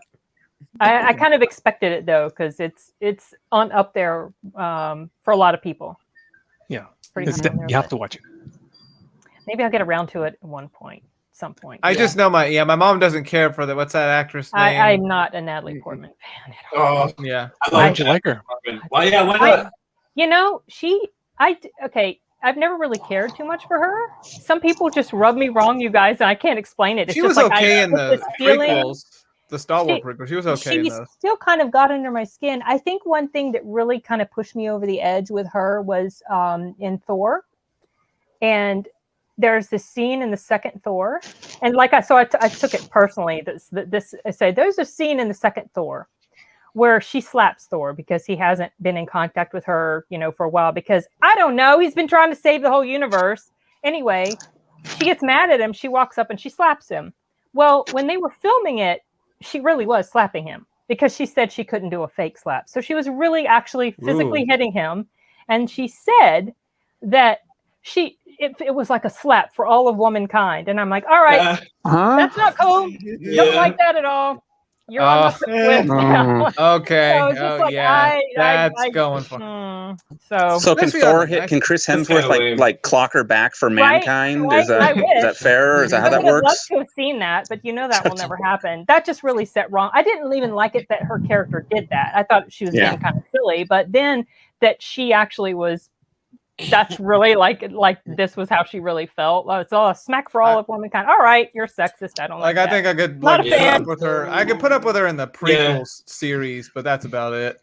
So I'm not looking forward to her returning to the MCU. Yeah, that's at all. Ask, I probably won't even watch it. I don't know. You know what? This gave Matt ammunition. He's gonna send me links to her now. I can see it now. I can see his place. That's the whole thing. Okay, she's the new storyline. She's gonna be the new Thor. Yeah, right? I read that. Something like that. Matt has been sending me articles of Brie Larson sometimes. Oh Lord. Okay, and Brie now Larson? I can see it.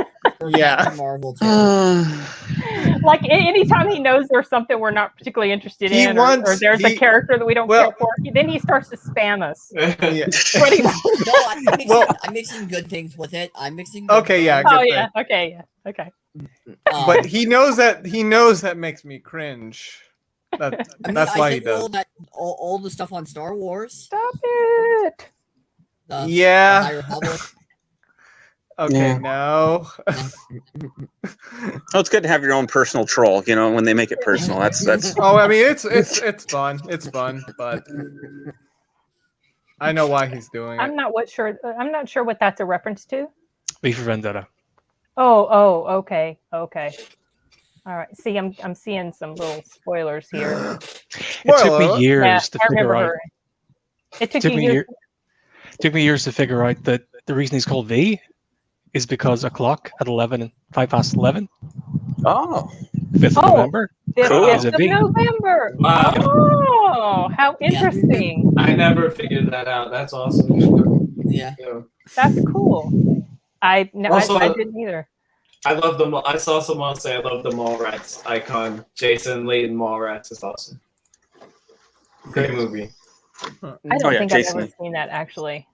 Mallrats or Chasing Amy or I think Mallrats is like the one Kevin Smith movie you should see. Yeah. I think the rest. He directed that? I don't know. Yeah, that's the movie. That's his movie. That I feel like I've certainly heard it referenced many times, but I've never. Well, Kevin Smith was just talking about it on his Facebook about how he goes, I was a new, indie boy, all had that huge hit had the decent hit with Clerks, got a decent few $1 million budget, and then my sophomore film Mallrats tanked, and I was back to doing indie films. So I did Chasing Amy, but it's really cool, man. There's a ton of comic references. Stan Lee has that cameo in Mallrats. Yeah. Check it out. Michael Rooker has a pretty funny role in Mallrats. Chocolate covered pretzels. Yeah.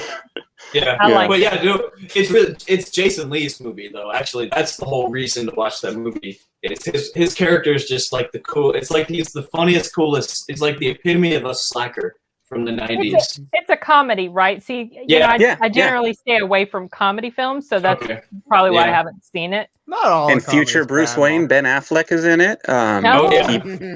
Plays an incredibly fashionable male. Yeah, fashionable male. Yeah, he goes, I don't respect anyone without a shopping agenda, and whatever he's in. A huge douchebag. Yeah. And then there's references. Was it Borgasm that girl was writing or whatever? The book she was. And anyway, check it out. It's as much a comic book movie as anything else we're probably talking about. Oh, is that right? Yeah. It's a ton of comic But book references. never knew Simon's Pig. I never knew that was a comic. I just thought that was a film. Yeah, it was. Mm-hmm. Interesting. It shows up on the list of like comic book movies and stuff. Technically not a comic book, graphic novel. Oh, graphic. So okay. I mean, okay, yeah. Technically, it's meant to be a falls under the same category though. Right, just not that it was never comic, never serialized. Okay. Yeah. Oh. Which lends itself to more like stories that are like, oh, what are we gonna do for like this next 6 month stretch? Whereas graphic novels are more like they have an end in sight. And so it's right. It's got a conclusion to it. It doesn't go on forever, which in a lot of ways that's what makes them better, in my opinion. Movie versus TV series, that's exactly. Yeah. Okay. All right. Well, Matt Air, you're up. Okay. Tell me if this one counts. Battle Angel. Alita? That was one of the ones on my list. Yep. Yeah, right? Isn't it based off of manga? Yep. That's a comic. Right. Okay. It counts? Yeah. Okay. Sure. That movie was cool, yeah. Oh, yeah. I like that movie. Years to see that film, because I remember hearing about it when I was in high school. Oh, wow. wow. High school. 2004, 2005. I remember That's being when too. James Cameron said he was going to do it. Right. Yeah. And wow. it kept on getting pushed back. Mm-hmm. And I think it was around like 2007 or 8, I just kind of gave up and said, well, they're never going to make this. Not going to do it, yeah. And then it came out 10 years after that. Yeah. And it was so good. And the digital stuff and the way they did her, everything, she was perfect in the role. Yeah. It was really good. Oh, yeah. I was super impressed with that. I remember seeing the trailer float around. Matt, it was around the time I was still new working at the theater. They released the trailer. That was that version's trailer. There was a earlier version back in like 2005 that they were going to try to do with James Cameron directing it. Yeah. And then he kept on pushing it back. It kept on getting. Then he did Avatar. Yeah. And then he's kind of been on Avatar since then. But he was still sort of kind of involved-ish. Yeah, he's involved-ish. He wasn't fully involved. Robert Rodriguez was the director, right? Yeah. Yeah. And Disney is pushing for a sequel. I really wish. I mean, it deserves a sequel. We never. It really set up for one. I was thinking now she's gonna go up there and she's gonna kick Edward Norton's ass, and then it just ended. And I'm like, what? Right. Yeah. And that's exactly how the anime ended too, wasn't it? Yeah. No, but the manga kept going. The manga kept on going. The way the anime is they took out the sports stuff because they couldn't animate it at the time, so they turned it into gladiating fighting. And they took like the first volume of the manga, like the first chapter, and like the 5th chapter, So you don't get the full. You get like a 60-minute story, and that's all. And this followed at least like the first couple volumes of the manga, but it wasn't rushed. I mean, it was pretty good. Oh, cool. Some of the timelines a little compressed, and there's, if you know the original timeline, you can start picking out things. That may be like the one thing that bugged me about the movie a little bit. Oh, really? Yeah. I don't know much about the original source material, so I didn't notice any of that stuff. Like, I prefer watching. Oh, sorry, Matt. Go ahead. No. All that's really different is when the professor finds her body. You know, the woman that they said was married to him? Yeah. She gets kicked off of the floating city at the same time. Oh, okay. They completely changed up what happened to her character in the movie. In the comics, that's why she's working for Vector and doesn't know what Vector is going to do to her. Okay. And that's why the lines in the movie doesn't make a whole lot of sense when he should have warned her. Vector would have done that. Oh, okay. You think, like, once you find out about that, you would warn your wife? Like, hey, don't really go near this guy. He's going to cut you up and take your organs? I didn't. So you're saying, hold on a second. You're saying in the movie, yeah, the two that were married, they had a daughter. Right, they had been, yeah, That doesn't happen in the comics at all. Okay. They are implied to be lovers on the floating city. Okay. And then something happens with him. He gets kicked off for like 4 years. He can't come back. He starts working on cyborgs. He finds Aelita's body. She's not named after his daughter. She's named after a cat he found. Okay. Right. And he knows about what Vector is doing just from his extra side job. In the movie, they get kicked off for the daughter. I think that's what they said in the movie. And then after the daughter is killed, she leaves him, wanders around for whatever amount of time, and then works for Vector to go back up there. Right. You would think if they have the same information, she wouldn't work for Vector. Because she would have known about the organs. But they never really explored that part of it too much. That's why I never noticed. I know. I picked up on that almost immediately. And I will say this series, while I would prefer watching, mangas be made into anime, like I prefer watching the anime versions, since the creator actually doesn't really want his books made into anime. I mean, they made the 2 OVAs, but that's about it. Yeah. This actually makes me want to read the source material just because I don't think we'll ever get an adaptation, I don't think, except for the movie. We may, but it would take years. It's like Tokyo Babylon. They worked on production of it. They were remaking Tokyo Babylon, and then they stopped production because they were having problems with the production. So you just have to either wait until the creator goes into retirement or get enough of a storyline so he can't step in. Mm-hmm. Yeah. I just want to see a sequel. Oh, and there goes Derek again. Derek. No. Derek. Yeah, I really hope that they will. I mean, it's kind of been sort of talked about, but never really.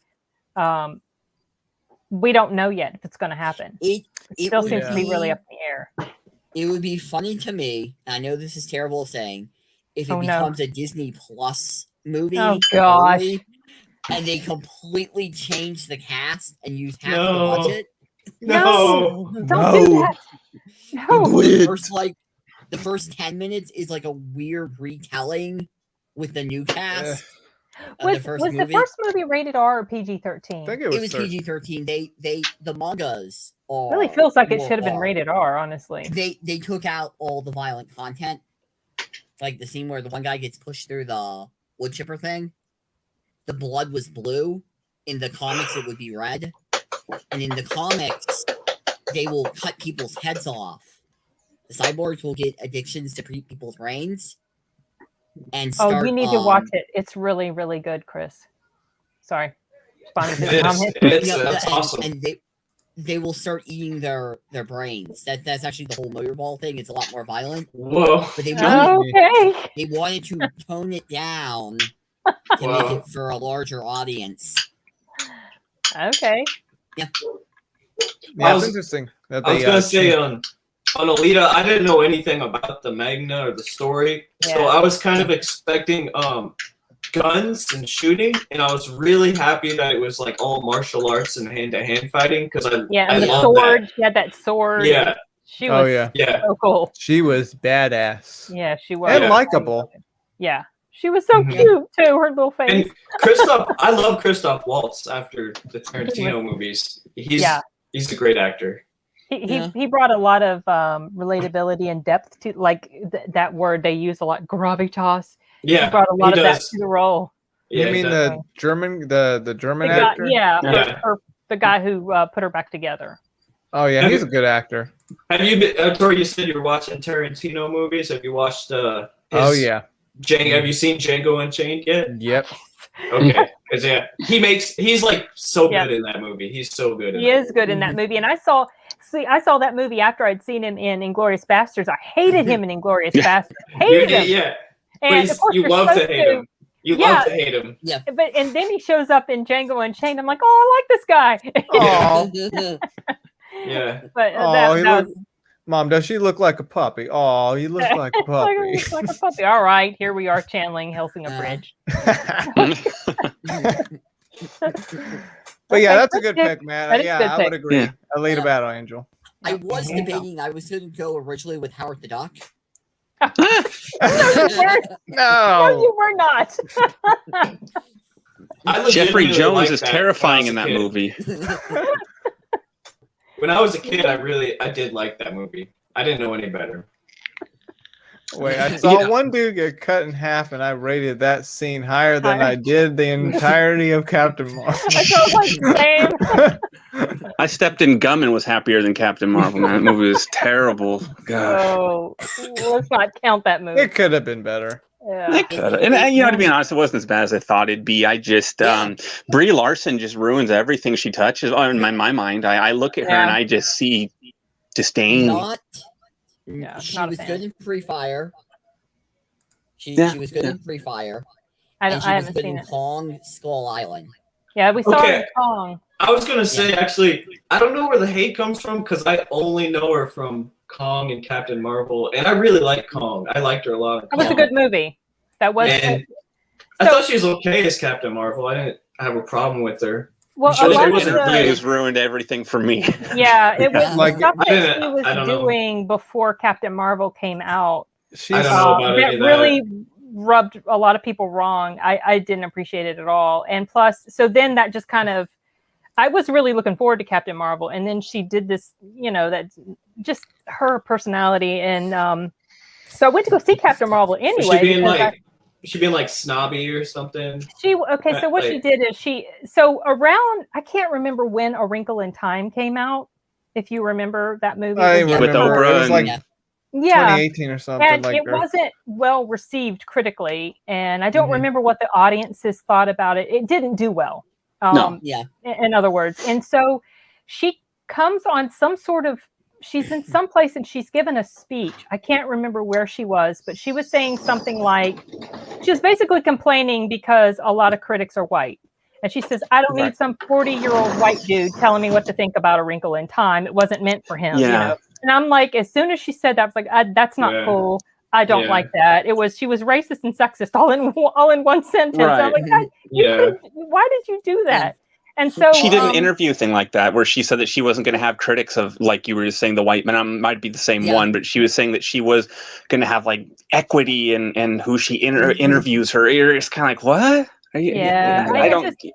And plus, I kind of also got the sense that the people that she worked with in the Marvel films were not. Did you see that interview that she did with Chris Hemsworth and Chris Hemsworth and Don Cheadle? Ooh, some of the cast, they did. The tension at one point, she was like poking Don Cheadle, and he's like, "What did I tell you about the touching?" or something like that. And he's like, really? "Oh yeah," it was like okay. And then Jeremy Renner just acted like he wanted to be anywhere but sitting beside her. Wow. So because like, the feminist Nazi party went after Jeremy Renner when he was just like, well, it's not up to me about how much they get paid. If they don't get paid enough, it's probably their agent's fault. And oh no, he did not just say that. Oh no, he didn't. Yeah. And so I think Brie had problems with him then, or so if I recall. And he just had to go, oh, I had to shut up basically. And yeah. The first time I saw her was Skull Island. I think that was the first movie I knew of her because she was in a movie called The Room, right? And she won an Oscar for that. Yeah. And Kong Island. Listen to me. Skull Island was good. Well, I mean, it is his island, Mom. It is his property. That's true. They just went into his property. That was a fun movie. That was a fun movie. Samuel Jackson in there too. I couldn't stand his character. Oh, he was terrible. It's like he wanted to cause war with Kong. Yeah. But it was a fun movie. I love Skull Island. That was like one of my favorites of the year. Have you seen the analysis? There's someone on YouTube who does these really nice analysis videos of different movies. Like he dives deep, and it's really impressive. And he just did one recently about Skull Island, and I think his channel's name is Film Speak. Film Speak, and it's really, really interesting. I mean, it made me appreciate the movie even more. And it makes me really look forward to the upcoming Godzilla versus Kong. Yeah, I know. I want it to be more like Kong and not like Godzilla. I'm worried it's going to be more like Godzilla, which wasn't bad. But you think well, see, the last I saw, it looked to me like it was getting pretty well received, but then I heard it was getting review bombed by people who were wanting the Snyderverse restored, and I'm like, why? Wait, what's it? Film Screen? Film Speak. Film Speak. I'm gonna write that down. He also did a really good one about Beautiful Lie, the score, like the song in the DC movies, and how it connects Superman and Batman, or Batman versus Superman, and then Wonder Woman. He does these wonderfully well thought out video essays on different movies, and if you really enjoyed Skull Island, I think you'll like his take on it. I need to watch it. Yeah. So that's cool. All right, Mom. You're up. Okay. Number two. Do it now. My number two is The Losers. What? Right? Exactly. Losers.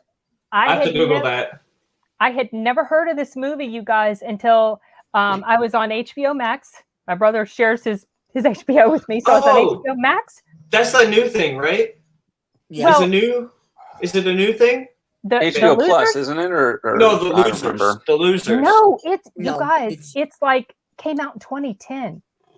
I've never heard of this movie. It's based on a comic book, and the cast is really good. It's got Zoe Saldana, Chris Evans, oh my gosh, Jeffrey Dean Morgan. Yeah, Jeffrey Dean Morgan and Idris Elba and Jason Patrick. Whoa. What's up? It's so good. Okay, so the synopsis is it's not that long. It's like maybe an hour and 40 minutes, or it's not super long. And I've never heard this movie. I don't know, but it's a DC movie because it's based on a comic or graphic novel. I don't remember, and it's about these guys who were like a part of a military unit, and they get betrayed, and so then they pretend that they're dead while they try to seek their revenge on whatever happened. And Jason, like they're trying to get down to the bottom of what went on. And Jason Patrick plays the bad guy, and he's so crazy. Like he's crazy and demented, but at the same time he does stuff that's like it's so off the wall and horrible that it actually makes you laugh. It was just, like this girl didn't hold. I think there's a scene. Maybe I'm misremembering it, but she was supposed to hold an umbrella over him, either to protect him from the sun or something. And maybe she messed up. The wind pulled the umbrella kind of, and so he gets this look on his face, and he asks his henchman. He says, "So-and-so, give me whatever." So the guy gives him his gun. He turns around and shoots the girl. It was That's just crazy. so unexpected. Yeah. But it's so good, you guys, and it's comedic, and the action is over the top. There's one action scene there's one stunt or scene that happens that was just a little bit too like, it's like, okay, that's a stretch. So I'll give you an example. Well, I'll tell you what it was without spoiling it. Something gets thrown into the water and then someone dives after it and is somehow miraculously able to recover it. And when I say water, I mean like the ocean. Right. or the sea or something. It's like, okay, but that was the only part of it that I was like, all right, But other than that, it was fun, over the top, and Chris Evans is hilarious in here. Yeah, that cast is awesome. Yeah, I know. I was so impressed. I gotta watch that one. Yeah, I don't know how I missed that.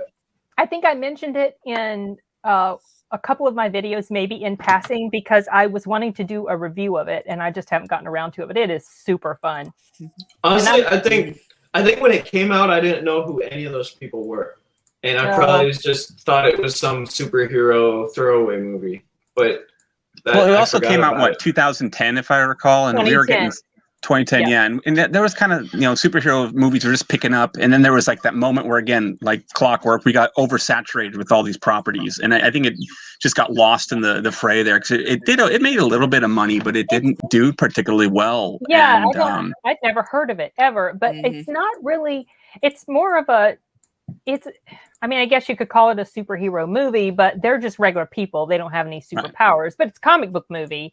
But it's a load of fun. I've been trying to talk Arturo into seeing it ever since I watched it, and he hasn't gotten around to it yet. I'm sorry. I apologize. All right. It reminded me of Red with Bruce Willis and Morgan Freeman. They came out at the same time. They came out the same year. Oh, and they had 2010. And,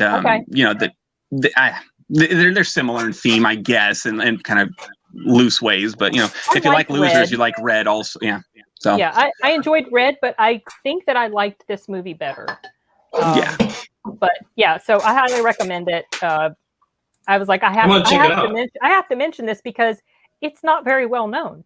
Right. Yeah. I never heard That's of cool. it. Anyway, enjoy it and let me know what you think whenever you get around to watching it. Yeah. I think Chris Evans, how many superhero movies has he been in? Does anyone really know? Like playing different characters or whatever? He's been the Human Torch. Yeah. And he's Captain America. Has he been anybody else? Well, Losers, and then so we got 3 properties. He just he just sent me about the Thor thing with Natalie. Oh my gosh! You started already. We witnessed the trolling firsthand. This is a new trolling method. Here we go. Okay, Arturo. So that was my number 2. What's your number? Wait, 2. He's on 2. Number two. Yeah. So I've liked this series since I watched it years ago, and I feel like this is probably like the last like good one before Logan, and that's X-Men: Days of Future Past. I really enjoyed that one. That was because fun. of the time travel aspect. Well, and just stuff that was happening. Yeah, it wasn't really time travel. Well, sort of. I mean, it just took place in the 60s. Well, 70s. It was the 60s. It was the 70s. Oh, wait. I'm sorry. Nixon, 70s. I was thinking, oh, geez, First Plymouth Class. Fury, 70s. You're right. I was thinking First Class. I remember now. Yeah, time travel. Yeah. That was a fun movie. Yeah, I really enjoyed that one. It's weird because people that have seen the third one, you know what happened. Then there was a second Wolverine movie that followed, and then this followed up. But it's almost like some weird thing happened where these androids now just basically have taken over the world. It was the Sentinels. They were capturing mutants. Yeah. And putting them into camps. Yeah. Yeah. So, one of those classic X-Men stories that was written a long time ago. It was, that they finally adapted, and they had done it originally. I remember the first hearing about Days of Future Past on the old TV show from like the cartoon from '92. Yeah, with Bishop. And it was so dark. Like I remember as a kid watching that one, thinking, "Oh, this is actually kind of scary," They did really well with the new movie, which I think I like the Rogue cut even better because I was ask if anybody had seen that. Is it better? Oh, yeah. It's got like 20-some. I think it was like 20-some minutes of plot. Like a whole subplot was chucked, with and Rogue. then yeah. Oh they yeah, completely removed her. Matt Air was talking about that. Yeah. Oh, he's Oh, got it. Perfect. That's the Perfect. The cartoon. Nice. Nice. Yeah, Yeah, I it's a was- good read. Check it out. Oh, if that's you- you actually have the graphic novel comic. Nice. They even wrote a novel of it last year or a year before, Nice. like because Marvel's now writing actual physical novels of their properties Really? and stuff. Yeah, yeah. They even did Wow. Dark Phoenix, so check them out. It's kind of fun, different way to read the same thing, but just read it in book format. And it's kind of cool. I don't want to be a downer, but I was a little bit let down by the Days of the Future Past, but almost because I'd spent since childhood, since I love the animated series as a kid, I'd almost wanted to see that my whole life, and I just felt like the movie didn't live up to my lifelong dream of that. I didn't like the time travel. I wanted to see almost like the animated series. I wanted Bishop in there, and I just wanted it 2 or 3 of them, and it's real bleak, and it's it's like they're not gonna make it, and I don't know. The movie was alright, but I think it's I had been waiting for that. Also, it's kind of on the topic. I'll just give a shout out here. Has anyone heard that the comics X-Men: Age of Apocalypse?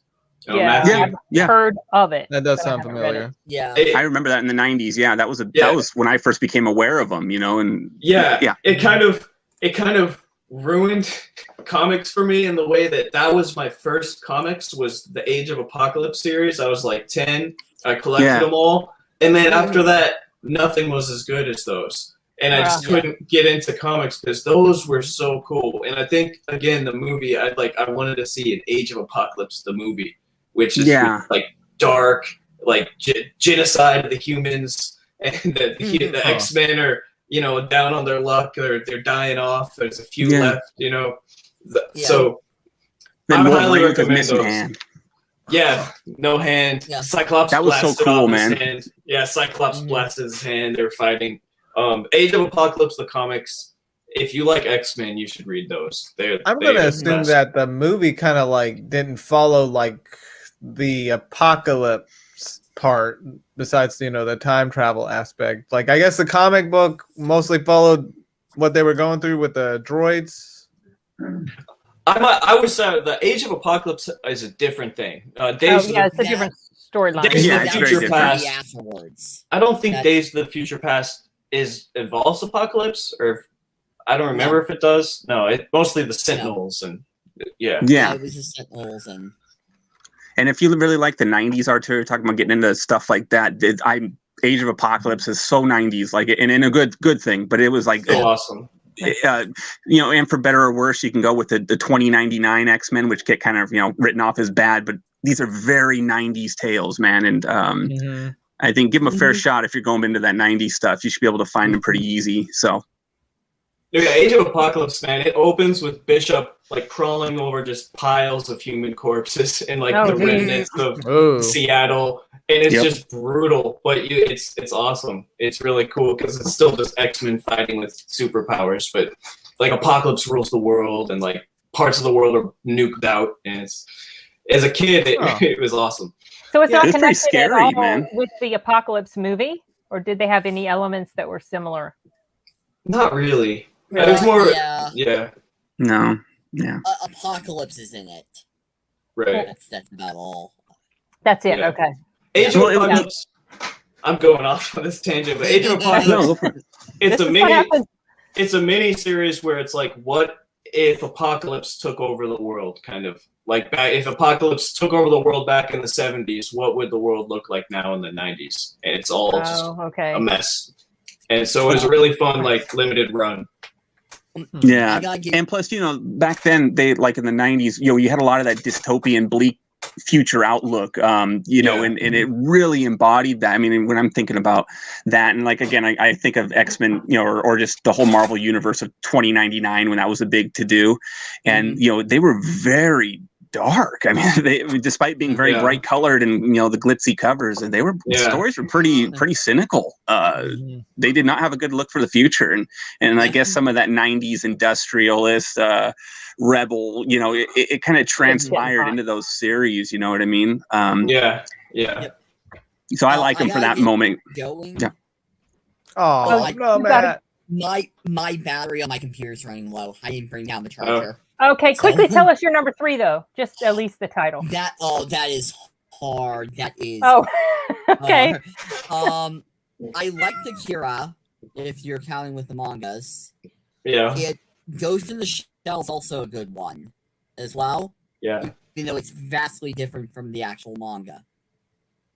Are you talking about the live action Ghost in the Shell or the animated? No, I'm talking about the 1995 movie. Oh, okay. For sure, okay. yeah. So I figure. Yeah. No, but if you want to watch something, you should try the 1995 movie. I think not the 95, the live action one. I liked it, to be honest. I was told to hate it, but I watched it and I was like, I thought it was pretty cool. I don't know. I liked it.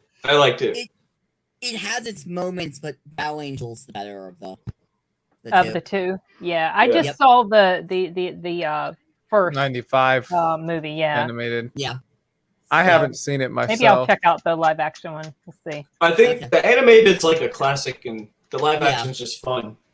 Yeah, that's a good way to put it. I'm off. I will see you guys later. Sorry, I have to. See you, Matt. Bye. Bye, Matt. Nice talking to you. Yep. Okay, right, I've lost track because we've all gotten. Yeah, I was talking about Days of Future Past. Like that one was one of my favorites. That was your number 2. Yeah, and on top of that, I mean, it's nice seeing Hugh Jackman again, except somewhat going back in time in the 70s and all this stuff to prevent a darker future. But the only thing I would say is I would have liked to know how he got his sharp, his claws back, because in the second Wolverine he went back to his regular claws. Yeah, and then all of a sudden they messed around with the timeline. Yeah, and the weird part is we're already in the apocalyptic state because Wolverine is set in today's time, but for some reason he gets his sharper ones back, and everything's a crap pile. And I wish they could have maybe explained more of that. But overall, I enjoyed it. He would have just had his bone. Yeah. Unless I still liked it. Yeah, it was fun. Unless when he did the time jump, he jumped from the present to the. Right. I don't know. I'm sitting there trying to rationalize it. Maybe I'm thinking too hard. Hey, that's their job as writers. Don't do it for them. Yeah. Just enjoy the movie. It'll be fine. I did. It was fun. Future Past was good. I just thought I liked the theatrical version, which is fine by me. It was just good entertainment. But then I liked the road cut because it just filled it and felt like a more complete film. Yeah, I haven't seen the road cut yet, and I feel like I would like to check that out as well. And I thought kind of offended as an old man, who watched, the first X-Men in theaters when I was in, just going into high school, 2000 went there, and then still seeing the guy, Hugh Jackman's still there, Patrick Stewart, Anna Paquin, Halle Berry, they're bringing them all back, and you're like, oh yeah, these are my heroes. And then, oh, well, we threw one of them away because she was a fluff character. And you're like, what? What did you do? It's like, so I felt a little offended on behalf of all the millennial people here. So, it's a better film. I definitely recommend it. Longer, but it's worth the investment. Sometimes I like longer. Depends. So, we should get it. All right. So I guess that it would be Derek. I went out of order. You're next. Yeah, I somehow got kicked off for a second, and so you're next, Colin. Okay, Colin's next. Well, it's pretty boring, but I have to go Dark Knight for the best. I think that's not boring, that's not bad. It's probably everyone's. I may have took someone else's. Top 10, so I just think, what can be said? And they did everything right. It's to a certain extent, I kind of combine Batman Begins. I throw that in there with them, kind of like the same way with Guardians 2 and Guardians 1, and even Deadpool and Deadpool 2. I feel like all three of those, the first and second, are comparably good. Yeah. And I think Batman Begins was such a good origin movie. Good. Oh yeah. I think, even though I said Dark Knight's the best, I'll go on Batman Begins, where what's so cool about Batman Begins to me was that, growing up, Batman is, just this billionaire stuff. I didn't know about this if it was in the comics or not. I never knew that he basically went to ninja camp, which is how he became so cool. In the movie, does it in such a realistic way. You almost don't even realize that's what happened. Like looking back, I was like, wait, he just went to ninja camp. Like it was like a 10-year-old me wrote the movie, but made it really adult and cool. So it was just perfect. And so yeah. It was both of those movies. I actually enjoy all three of them. The Dark Knight Rises is I like the third one too. It's the weakest. I liked it, but I liked it too. Tom Hardy was really good in there as Bane. Basically, I just fast forward when Bane's not on screen. Like Tom Hardy's Bane is like I honestly liked him more than Joker. Just in terms of when he was on screen, he was the scene stealer. Like I was riveted by Bane. He was very menacing. Doesn't matter who we are. What matters is our plan.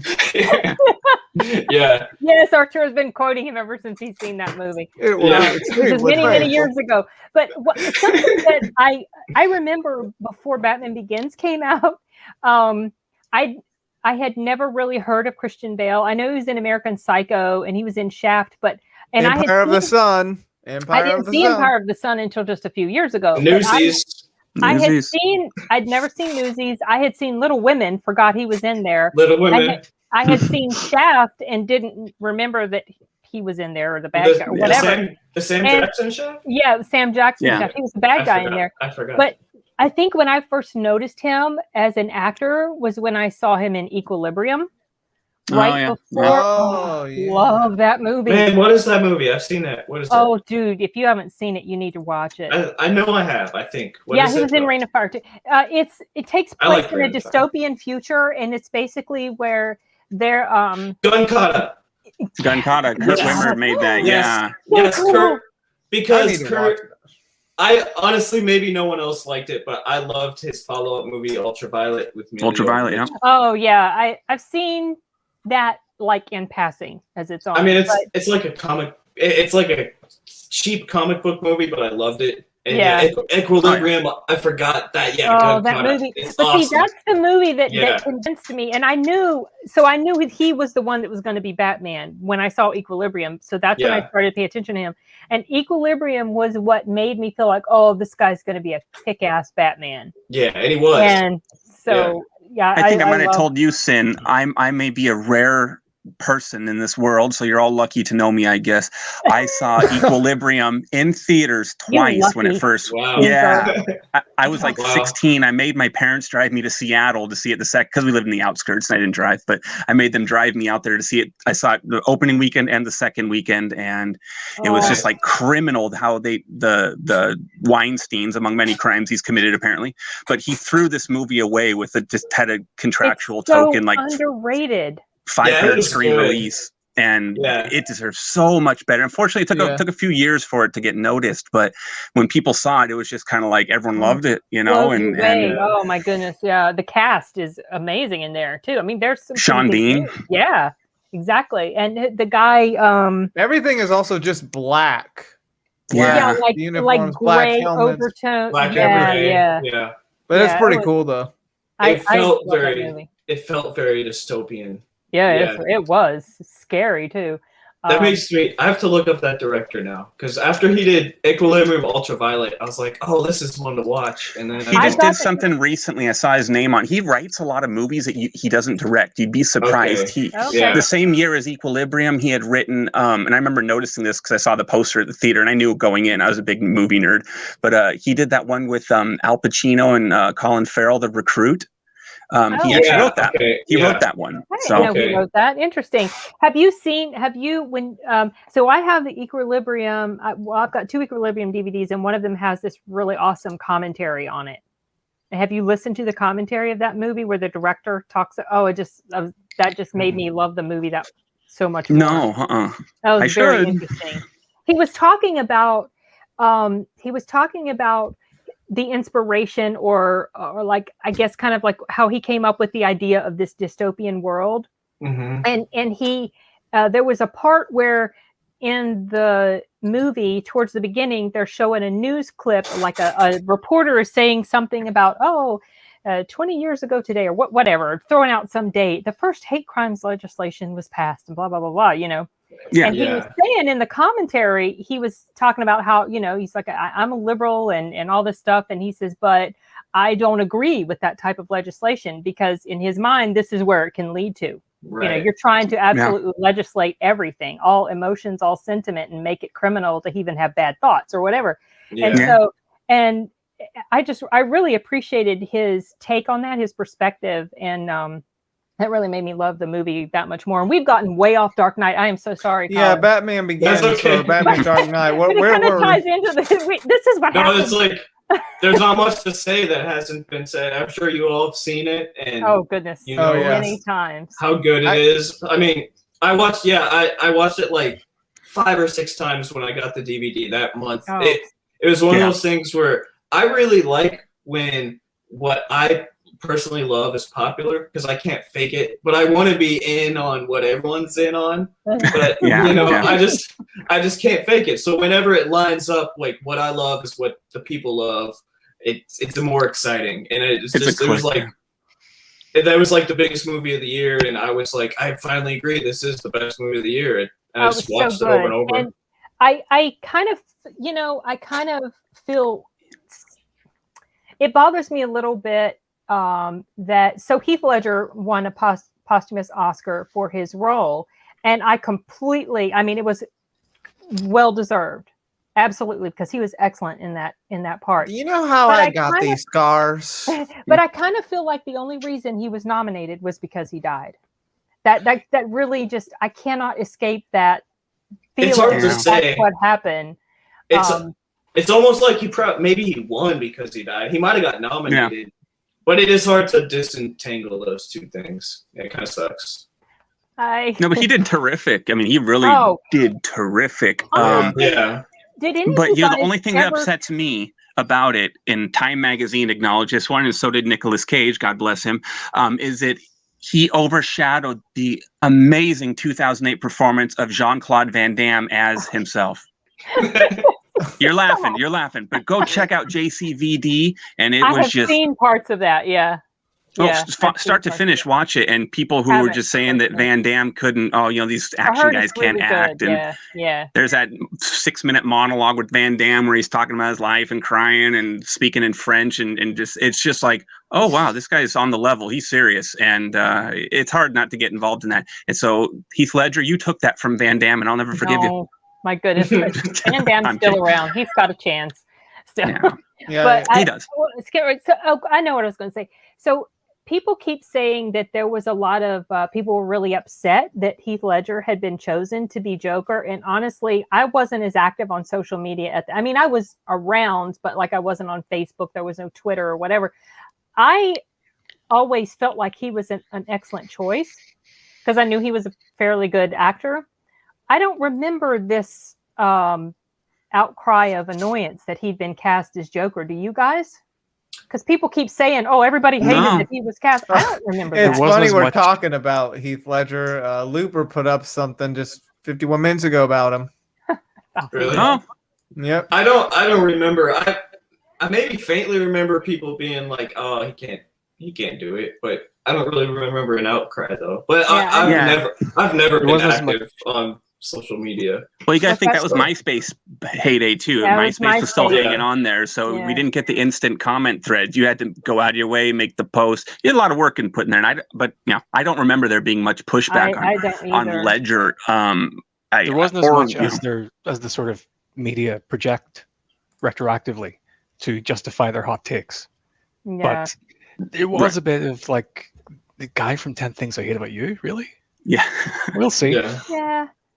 Hey, I live just next to that school. That's our claim to fame out here, Stadium High School, man. Shout out, I've never seen that movie. Oh, Geneva. Yeah, I haven't seen it. I haven't actually seen a lot of Heath Ledger stuff. I've seen Knight's Tale and The Patriot. Is that what it's called? Yeah, Patriot. He had a small role. Yeah. And Brothers Grimm, remember that? Him and Matt Damon did that. Yeah. And he's had a long role. He got a little picky in later years, became kind of, the artsy kind of guy. And, And I was healthy, for growth as an actor. He knocked it out of the park as Joker. Honestly, he was amazing. I was blown, captivated. When he shows up in that first scene, no, not the very first scene, but the scene where he's going and talking to all those the bad guys. Yeah. Holy cow. Yeah. Like, oh, this guy is not to be messed with. He is the disappearing pencil trick or whatever that was. Yeah. It was pretty cool. God. I know. Yeah. Good pick. Well, but Dark Knight. One thing I love with Christopher. Oh, who's going? I'm sorry. You can finish. Oh no, I was just quoting. He does that. Christopher Nolan. I love this guy. You can tell he's a man who appreciates like even some of the what you would refer to as lowbrow film, or he really just is a film lover. And one thing I love is how he takes these guys who aren't really A-list anymore or kind of got forgotten, but you see a lot of the 80s heyday guys, and he gives them like substantial or just, he gives them roles in his film. Like you had Eric Roberts in The Dark Knight, which most people wouldn't have just, he just does Lifetime movies now, or he does TV, you know what I mean? And here he is popping up in one of this huge film. And he did Matthew Modine in The Dark Knight Rises, again, a role that he could have given to any up and comer new guy, you know what I mean? But he's like, he goes out and he picks these guys that he grew up watching and loving, and he gives them, stuff that people would have probably just overlooked them. And I think that's awesome. That's just like a real tip of the hat, saying that, I like film and I haven't forgotten these guys, Yeah. So I always appreciated that. And again, like we were talking earlier with Michael Jai White, giving him a role. And again, a role that could have gone to anybody, because he didn't utilize what he's known for, his martial artistry or taking his shirt off or anything. I mean, for all he didn't even have that, so it was cool to see him actually give him a role that he didn't have to do. So I appreciated that. Just like every time I see him, like, that's cool. That's cool, Yeah. Good movie. I remember I used to play the Batman Begins video game a lot. Just played that thing nonstop. Yeah. Never played that one. It was PlayStation 1 or 2, PS2. PS2, yeah. 2, yeah. I remember my uncle. He had the Xbox version. I remember him playing that, and then I got the PS2 version. That game was really fun. Yeah, Batman Begins really changed that was not the superhero movie we were used to, is what I say, and it was pretty cool. I liked it. That again, it's a hyper reality, but how I was earlier talking about even Batman Returns or The Punisher to begin. I like those kind of superhero movies or comic movies that are set in a recognizable world. Does that make sense? Yeah. I like superpowers and all that stuff, but I just seem to connect with them better when it's like, hey, it looks like a street I drive down, or it looks like the city I go to, and the way they operate is like a world I recognize. I think that always gives them a little more weight, in my opinion. That I access them better, as opposed to just Superman, where he just is bullet, you know what I mean? And I mean, it's also why I liked Iron Man so much, because he didn't have superpowers either. Right. I like the early Marvel ones before they got, I prefer the early Marvel ones before the thing really took off, and then you had Thanos and Infinity Stones and all that stuff. I just prefer when it was like, okay, it's exaggerated, but it's a reality I recognize. Kind of like more grounded in something that you feel like it's real. Yeah. Yeah. That's what I gravitate towards, and it's just ones I appreciate more. But I like them all. But that's my preferred cup of tea. Yeah. And Batman Begins really nailed that. And I think all through even Dark Knight and Dark Knight Rises, they really kept the stories within check. They didn't keep getting bigger and bigger and bigger. And, all of a sudden we've lost the plot and we don't even recognize where we are anymore. Yeah. They stood pretty grounded, and I appreciated that. It's probably one of my favorite of those open and closed trilogies. That's the best, in my opinion. So I think so. Yeah. Really good. The thing that annoys me about Batman is that this whole thing is that he weaponizes fear. So you don't actually need Scarecrow hallucinogenic gas. All you need is helium. I have the knife. I'm not wearing a fucking mask. That's true. That's funny. Oh boy. That's good. No, it's a good trilogy to pick there. I think that was one of the things. And I wanted to touch on with Dark Knight Rises. You're saying, I know that was the weakest, and I agree, but for some reason that's the one I always want to go back and watch. Really? Like I can put it on all the time, and I just enjoy it start to finish. Like I'm looking forward to every scene. And I guess that kind of ties into the topic of discussion we're having here. Where movies that, not going to say it's the best one, but it's the one enjoyable. You gravitate to, you find yourself coming back to more often. And I'm certainly always don't hate it. It's a fun movie. I'm a little disappointed with some of the stuff that happened in there, like the death scene of Roz's daughter. That was so terribly done. The big gasp and fall over or whatever it was. Like, and she's a decent actor too, but that was a horrible death scene. And then he's getting ready to take the bomb out, and they have this little lip lock moment, and it's like, there's no time. There's no time to be kissing. He's got to go. Well, you've never been around Christian Bale's. So, I'm just kidding. But you know what I mean? It's like that. Some of those things are a little hokey, but I still really enjoyed the film, and I thought Tom Hardy was excellent in the role. Yeah, he was really good. One thing I see, we've been talking so long since that when we were around when Dark Knight Rises first came out, we were talking when that.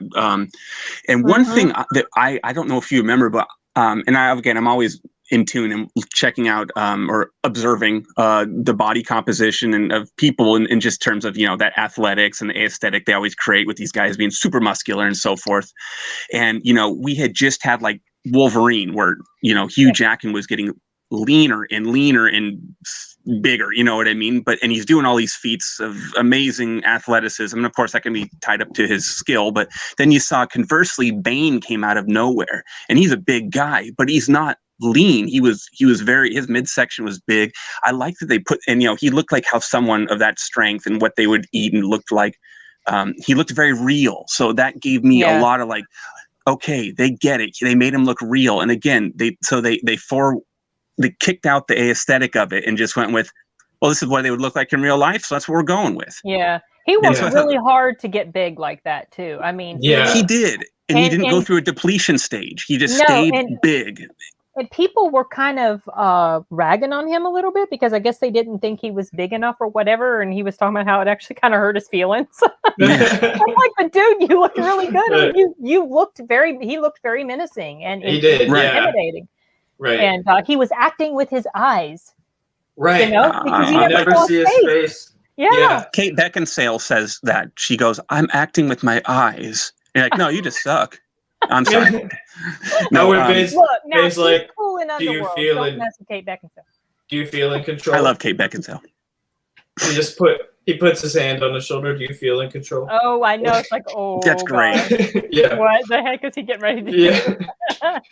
I like when what was it, that Weasley guy, the CIA agent? Oh, big guy. And you're like, oh, to you perhaps, or whatever. And you're like, oh, that's a great way to humble this little weasel. It's just like... I just rewatched that. I had no idea. That's Littlefinger from Game of Thrones.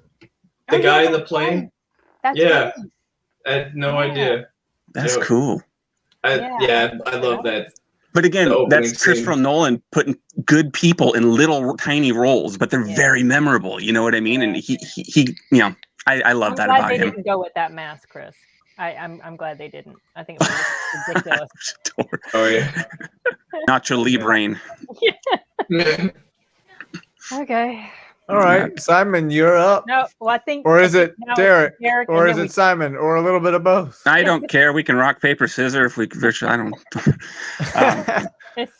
It's Derek. Simon, why don't you go? I'll follow you. Okay. Well, I was going to say Watchmen. If we're calling it Watchmen. The show or the movie?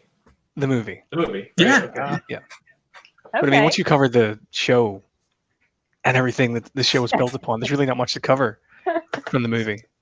Well, there's a lot. I guess the one thing I can say that I liked about it was that I think even more so than the comic, it illustrated the naked lunch moment, sort of the realization of insanity that lies at the end of every subjective thought or ideology, where everyone wanted to have their own sort of monopoly of morality, but the movie illustrated that, taken to the extreme, it's kind of insane. Whether it's Ozymandias's greater good, or whether it's Rorschach's sort of right-wing kind of conservatism. But yeah. We were talking about the complexity of that last night when Derek and I were talking about it. He was pointing out stuff like that and what he appreciated about it. Well, I know Zack Snyder actually directed that. You knew that, right, Mom? That he directed that. At the time that I saw it, I did not know it, but I did find out later. It to me, it does. I have not seen it. I mean, I think I saw bits of the ending or some of what you were watching, but it does look intriguing in a different way. But it's a darker. Different. It's very atmospheric, and there are no clear-cut answers, and it's also Cold War stuff. The characters are complex, and they're not angels, and they all have their moments. But I would like to check out the director's cut because I didn't hear about that until last night, actually. I like the fact that it's set during the Cold War. Yeah, that was a cool touch. Mm-hmm. Is that how the comic, the graphic novel goes? It's set in the same time frame. Okay. Yeah. Yep. I've never read it. Russia and U.S. So, the 80s, I think. Yeah. Yep. No, and that's one thing that I think, and I don't know how you feel, Simon, but I cannot, once I've seen the director's cut, once I got the Blu-ray, 10 years, whatever ago, I cannot go back to the theatrical cut. Like, it's just, I see all the cut marks, they stick out like a sore thumb to me, like where the plot points were removed. Like, specifically, I love the first Night Owl, his death scene, with where the gang busts in and he's just swinging at him left and right, and they're kicking his ass or whatever. But it's like he's having that whole flashback with all these villains he fought over his years, and that's actually one of the things I don't like. Really? Okay. Yeah, the comic, when he was fighting back, he was punching air. Mm-hmm. He was still having the flashback where he was actually fighting. Yeah, but he was just completely impotent and ineffectual. And the comic sort of condemns nostalgia where the movie elevates it. Right. And that's one of the things I think Zack Snyder got wrong with the adaptation. What he got right is seeing everything through the lens of pop culture in the movie. Like the Vietnam War was seen through the lens of, what's it called? Apocalypse Now, with the Rise of the Valkyries and everything. Mm-hmm. The War Room looks like Dr. Strangelove. Everything is sort of seen through a pop culture lens and how that distorts our reality. Interesting. I think this is a movie you would like, Arturo, as well. I mean, I was kind of intrigued with it. Well, with V for Vendetta and A Watchmen, they're both based on graphic novels written by Alan Moore. And so that's why the story is really, really tight and really adult and really mature, because he had a beginning and end in mind, and he is a really talented writer, author, and he executed it and it worked. And so that's why those adaptations had such strong source material. I think they stand out from most others. Has he done anything else that we know of as far as that's been made into any sort of The League of Extraordinary Gentlemen. Oh yeah, The League, which that's hard. I forgot he wrote that. That's a fun movie, but that's more, I don't think they hewed too close to the original there. Really? I don't remember. I think I read some of that once, and it was weirdly adult, and it wasn't all kind of cartoony, like fun. The gang goes on an adventure like the movie was. Did he do From Hell also, or was he did on Constantine? Okay. Wait, yeah. Oh wow. Okay. Really? Wait. Who? What's I forgot his name all. again? Yeah, From Hell with Johnny Depp. Yeah. About Jack the Ripper. Jack the Ripper. Yeah. Alan Moore. So From Hell is on my list. I don't know why I thought it was Frank Miller. I'm terrible with the authors of the graphic novels and comics. He's probably the next was on my list too, because I really like that movie actually. From Hell is pretty clever movie. I remember when seeing that in theaters. That was right after we were talking earlier. The weird zeitgeist of the movie world after 9/11, and that was one of those movies that came out then, and surprisingly didn't get any delays or upset anyone. But it was a good movie. I liked it. I thought it was pretty smart. Yep, I enjoyed it a lot. So wait, Mom, is that your neck? No. That was it? Oh. No, it's not. It's not your neck. Okay. No, but I got had it. No, the ones I circled are the ones that Yeah, I'm talking about. All the others. Yeah, you could take Jack the Ripper story and just do whatever with it. Yeah. We'll never know. As much as people will say, aha, we found him. Oh, aha, he's over there. Oh, aha, he's right there. We don't know. We'll never know. And I don't know how many people do any of us know from late 18 of Britain? Like, if they had a name, it'd be like, okay, I don't know anyone's name from that era. So whoever he was, it's still just a stranger. I mean, we could hint. You could hint on some things to know for sure, but that's just maybe he was a vampire. Yeah, he could have been. I thought From Hell, just on a side note, I thought it was cool when they just like, because we're so used to watching shows like CSI and these detective shows where they can like totally do all these weird techniques and find out who did what because of a stamp they licked 20 years ago. You know what I mean? And then here you're seeing how the police, like, they did a pretty accurate representation of, recreating how the police surveyed and did a scene, like a murder scene back then.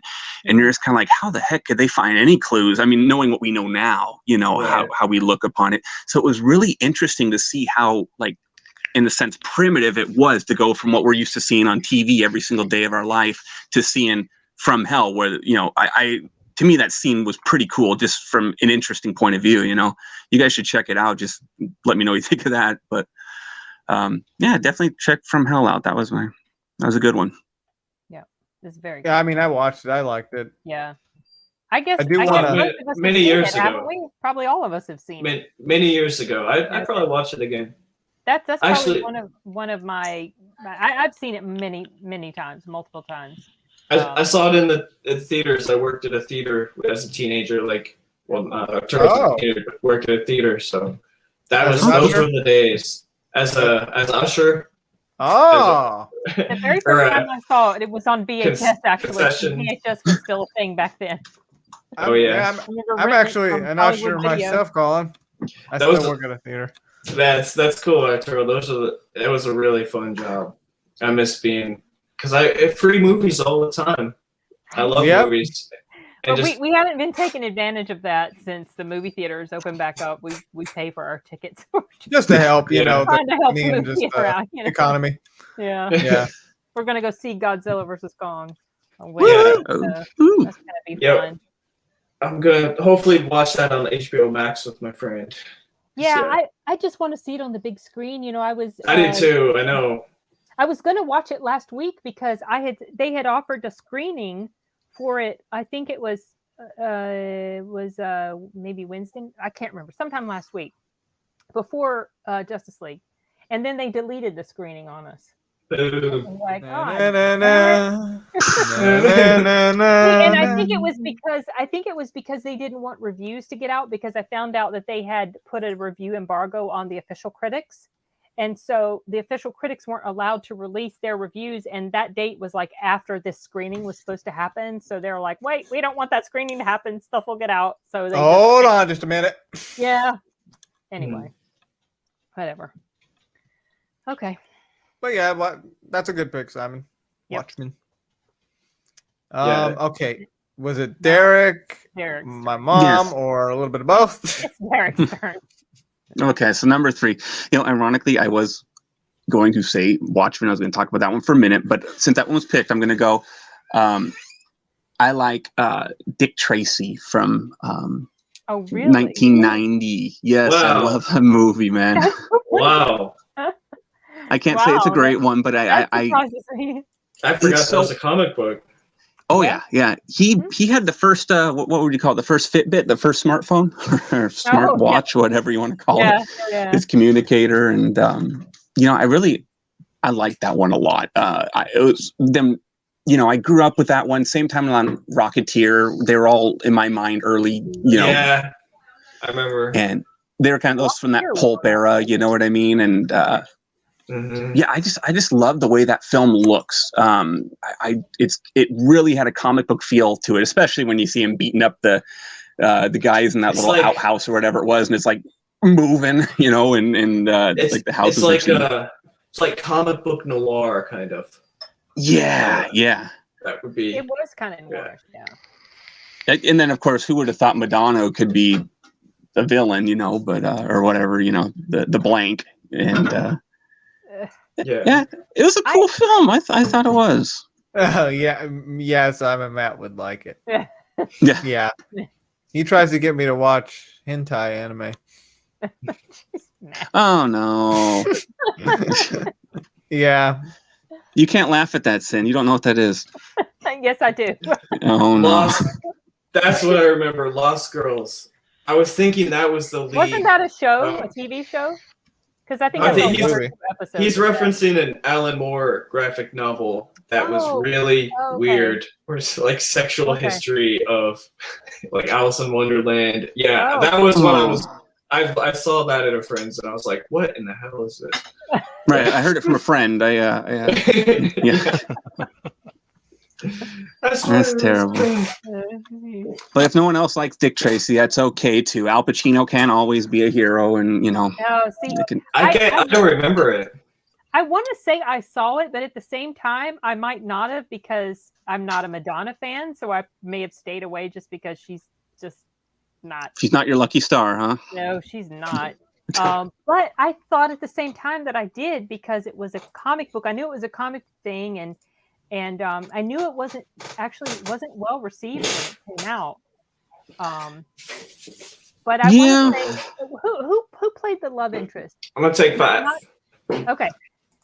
Who was the Dick Tracy's girlfriend in there? Oh gosh, I should know this. Let me just look at these names. I should have looked it up. I should just look it up. I'm blanking right now. I'm sorry. That's okay, because I thought I want to say that I thought I did watch that movie. You got to watch it now. She's got a. That's gonna bug me. Yeah, Lynn Headley. Is it right? She played Tess Trueheart.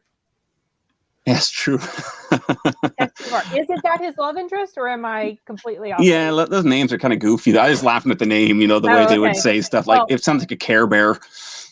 Yeah, Madonna. I mean, she was sort of the love interest-ish, but she wasn't the. That's not who I was referring to. She was the seductress, the other woman type, those noir things that Yeah. So I think I have seen it, but only once. Well, maybe check it out again. If I rewatched it, I'd have a better appreciation. Where there's a lot of films that I see them and maybe they just work, but then like decades later, I go back and rewatch it and I realize, that was actually not that bad. I just like Escape from New York was different, younger, and so you just don't. Like Escape from New York, Mom. Maybe you might have more appreciation if you watched it again. It wasn't that long ago that I first saw it, though. You don't like Escape from New York? I went in there expecting to be blown away, and I wasn't. I was a little. What year was this in? It wasn't that long ago. It's been within the past 5-ish years. Oh, I mean, when you first saw it, you weren't crazy about it. I wasn't. Yeah, I've only seen it once all the way through. But look, you make Derek upset. No. That's my turn. Play the song for me now. Jeez. I think that's what it was. Expectation of it, and it just, I don't know. I just wasn't impressed with it like I expected to be. I do want to watch it just because it's got that 80s feel. Yeah. Have you seen it, Arturo? No. I haven't watched most of the movies we're talking about. Where we were doing the 80s and every year in the 80s, and I should have. I'm still kicking myself for not asking you if you wanted that. You would want. We're gonna do the 90s at some point. Yeah, we're gonna do the. But Arturo, he was like, we're all talking about all these movies, and Arturo was like, well, I haven't seen that one. Escape from New York I love that one so much. I don't know if you remember when I dressed up as Snake for Halloween that one year. Oh yeah. I was so proud of that, and I just love his cynical American rebellion. Just the snide remarks. He just he really embraced a freedom of. He was good in the role for sure. I think he was a great pick. It's just when I think of Snake, Jeff, I think of Solid Snake. But that's because Kojima got inspiration from Escape from New York. Yeah. Yeah. He used Pliskin in the second one. But on the cover art of one of the games, it was modeled after Kyle Reese. Yeah. From the Terminator. That was Metal Gear Solid. Yeah, the first one was it's the picture of him. It's him. It's like him. It is basically him. That's true. I think yeah. Oh, sorry, Derek. Go ahead. No. It's good. Good.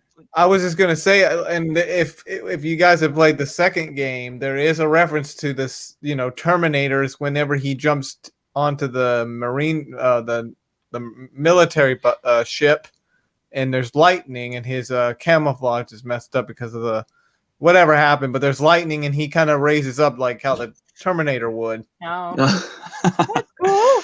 That's a cool little reference. Yeah, I like stuff like that. Little Easter eggs that your average goes over the head of your average person, but then it's like a wink to the fans, and right. Oh, it is. They're on the level.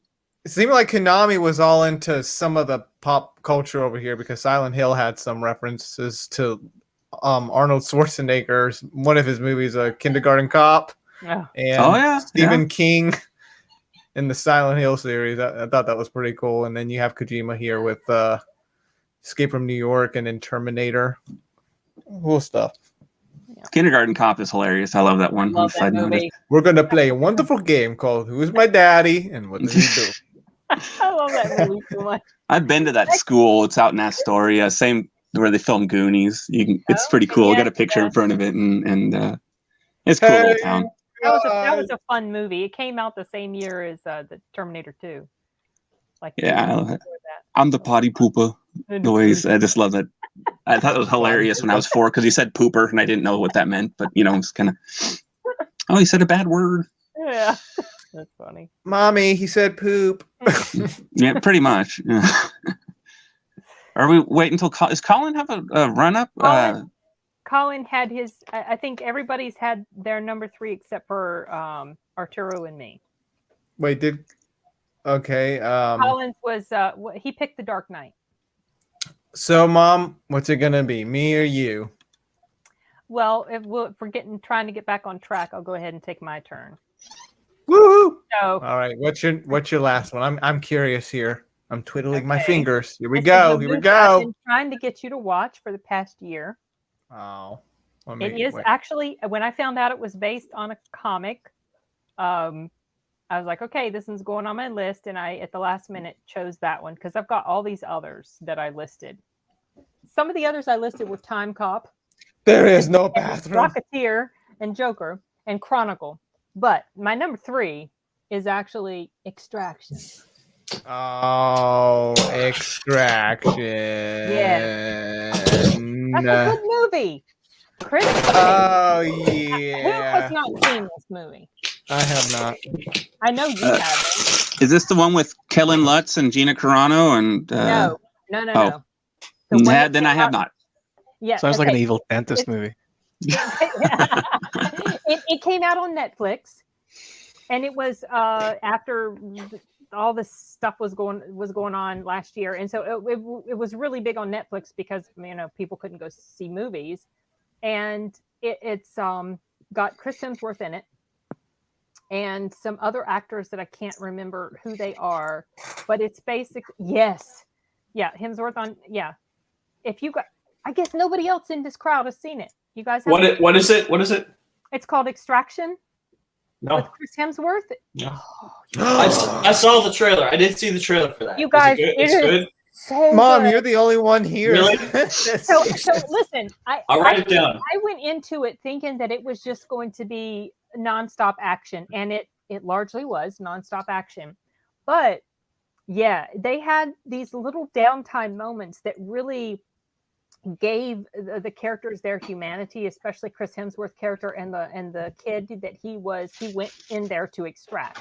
It gave them a da-na-na-na moment. The premise of the movie is this kid he's the son of a drug dealer, and there's like these drug war going on, and I can't remember what country it takes place in, Pakistan or India, somewhere. I thought it was India. It looked like, but I could be wrong. Remember added it to my list. It's so good, and he's tormented. His character's tormented because you find out through the course of the story that he's lost a child.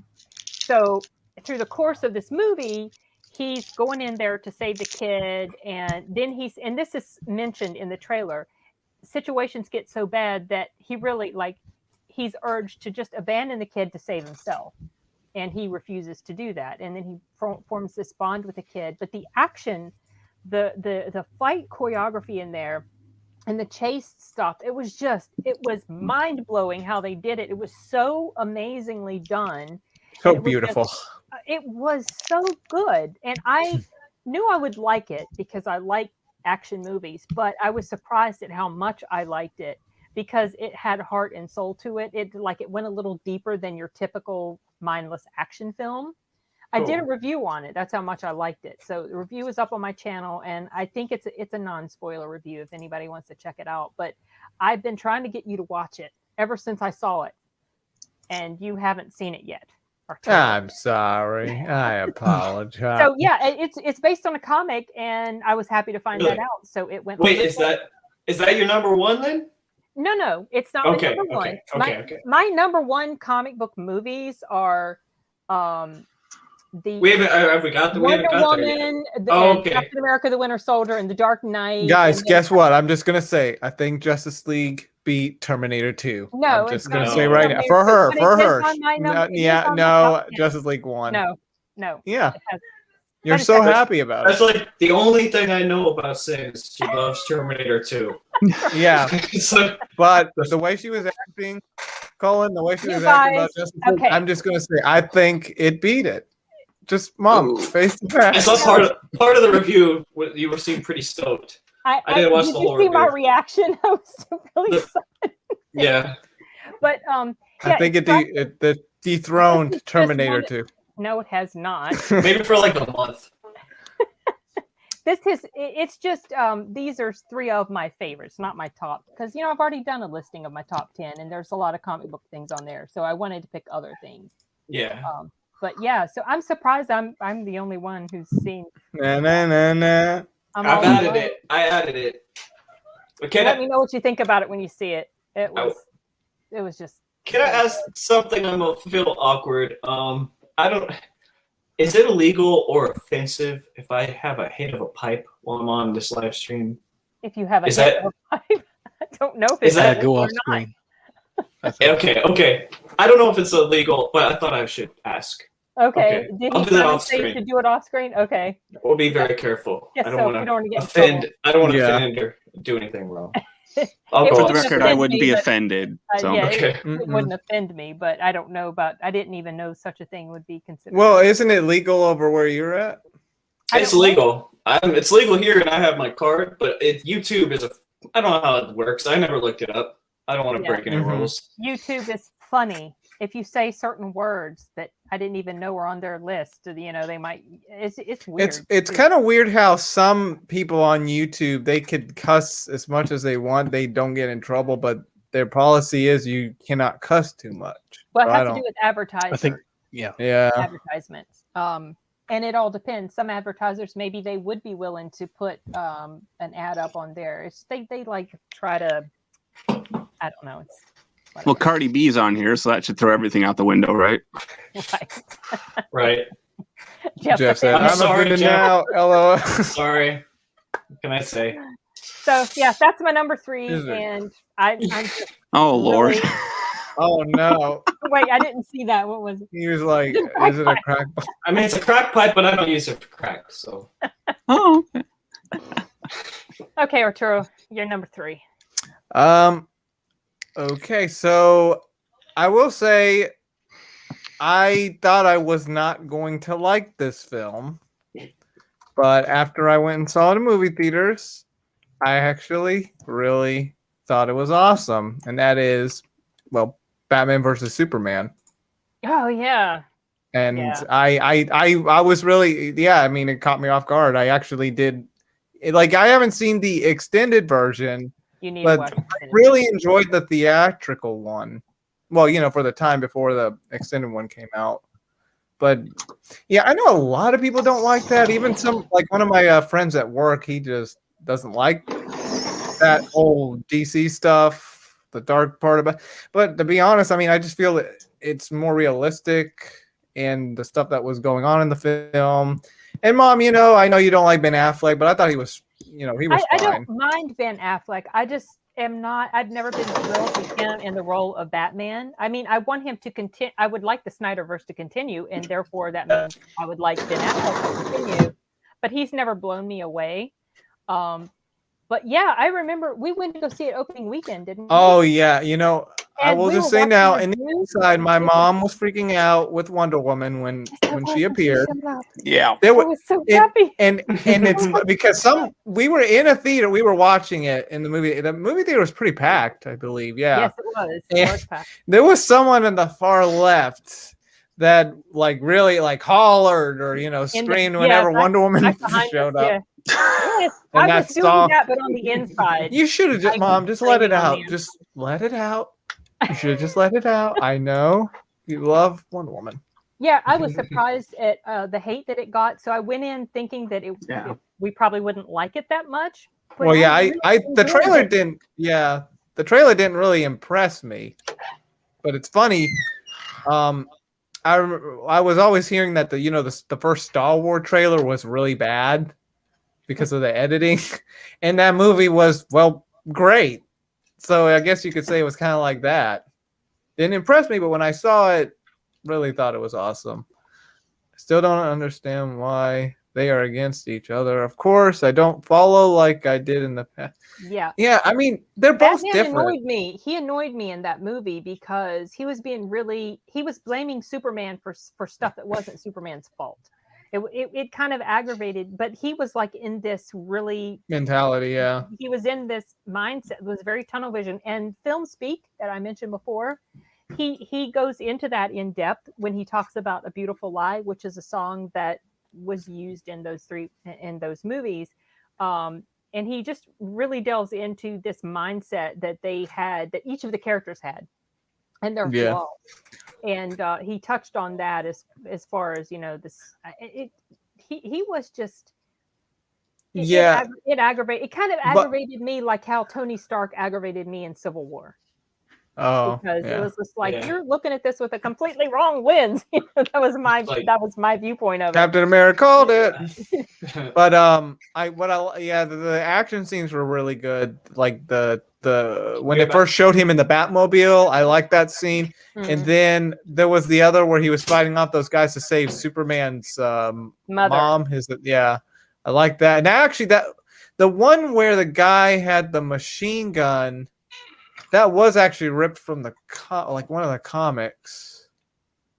Mom, you remember that scene where he said he was going to shoot her with the machine gun, and Batman said, "I believe you," and that was from a comic book. Oh, okay. From back then. The downside. Well, the only downside to the film, I mean, it doesn't affect it entirely. It's what's his name? Lex Luthor. He was okay. Yeah, Lex Luthor. He wasn't. In my opinion, he's the weakest part of the whole movie. He is a mastermind of chaos. In the extended version, you really see it even more. His hands in the background manipulating everything.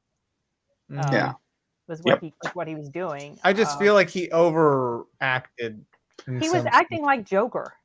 Yeah. That was Jesse Eisenberg. Of course, now that I saw. The Social Network kind of ruined it for me in that sense of being able to see him as something non-comedic. You know what I mean? All I saw was little Mark Zuckerberg, orchestrating the end of the world. And it's like maybe that is on track, but I couldn't break that with Jesse Eisenberg, and I really just thought he was adequate, but I was not. I was just kind of okay. Like the actor, so. He's okay. I liked him in Zombieland, but Zombieland's probably the only thing I've liked him in. Yeah, but Lex Luthor. Not a fan of him in this movie. Yeah, he was okay. He's no Gene Hackman. I'll just say that. So I could see him being very like a very sneaky, manipulative type of character, in this movie.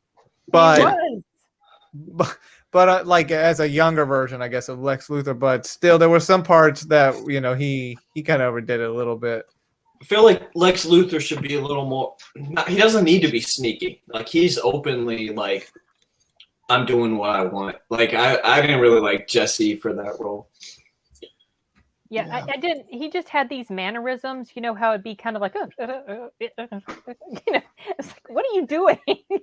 I don't. Just being quirky and off, like that's what his comedic thing that was kind of his shtick, where he just kind of acted like he was Michael Cera, this kind of awkward, kind of dweeby guy, and you're just like, oh, and then you start to see, well, maybe that's just who he is, and he's not playing these roles. Yeah, maybe he's being himself. And I know I grew up with the original 4 Supermen when I loved Gene Hackman as Lex Luthor. He was slimy and he was conniving. Yeah, so. We come to this Batman late in his career. He's lost Robin and he's compromised his morals. Lex Luthor is taking advantage of his cruelty. Yeah, and you knew that Robin was dead because it showed there's a scene where he was looking at one of his bat suits and there's some writing on there. It looks like maybe Joker had written on there something about I can't remember the wording, but you could pick up that Robin had been killed by that point. The thing that aggravated me about Affleck, like I was saying, someone mentioned up here, imagine jaded Batman has lost his way, confronted with an alien super being responsible for the deaths of thousands of people.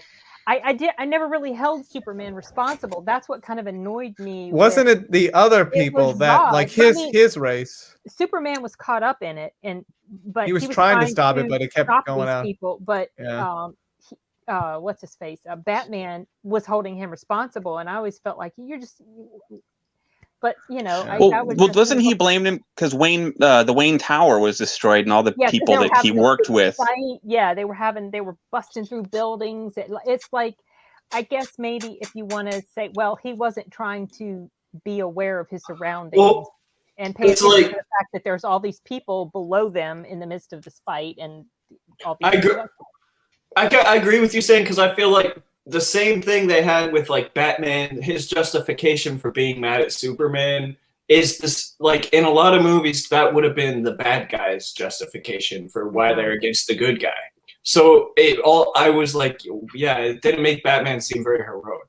No, it was like he was viewing Superman as a threat, but Superman had never done anything that was a threat. He was always trying to help.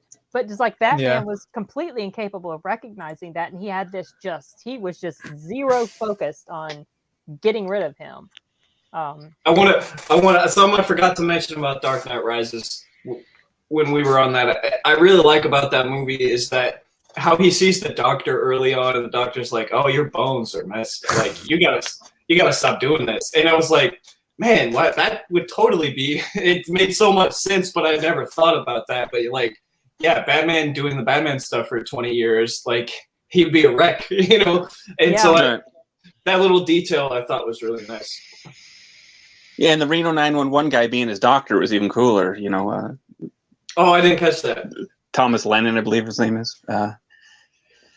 The shorts dangle, But just a little side trivia there. Sorry. Yeah, it's okay. I'm trying to place his face. I can't place his face because I never. I've been in a million movies. You'll see him like, oh yeah. I know exactly who he is if I see him. Probably, So. Anyway. Yeah, but overall, I mean, I did really enjoy it. I actually had more anticipation for just the DCEU after seeing that, but unfortunately, there were some hiccups with the other films that came after. Yeah. I mean, Wonder Woman, great. Suicide Squad, I mean, I liked it, but the new one's gonna be awesome. The new one looks pretty fun. It just looks it looks rather comedic. I don't know. Have you guys it looks like it's not taking itself serious at all. Yeah. Like it's just. Yes, I like that. Yeah, I haven't seen the trailer. I kind of like to avoid some trailers just so I don't get there to rescue Harley Quinn, and she's like right out there, right outside there, and Idris Elba's hanging on the side of the building. Yeah, I don't know that. Like I can go back in. It's like don't. That's patronizing. Well, it just reminds me of like Birds of Prey. Did you guys, not to get off topic there, but what did you think of that one? I lost complete interest in watching that. So I never saw it. I never saw it. Yeah. No one saw it. I'm the only one. I thought it was all right. Yeah. Yeah. Okay. It was okay. It was okay. It kind of just was like meh to a lot of people. I don't think it was. It was one of the last things that was in theaters. Yeah, before the Everything shutdown. got shut down. We had Bloodshot for like a week and a half. Yeah, I never saw that either. Oh yeah. Wait, was that the Vin Diesel? Yes. Yeah. Okay. Wait, because Bloodsport is the new Idris Elba character. I was like, wait, they're redoing that already? Yeah. Bloodsport is Jean-Claude Van Damme. Okay. Yeah. Just kidding.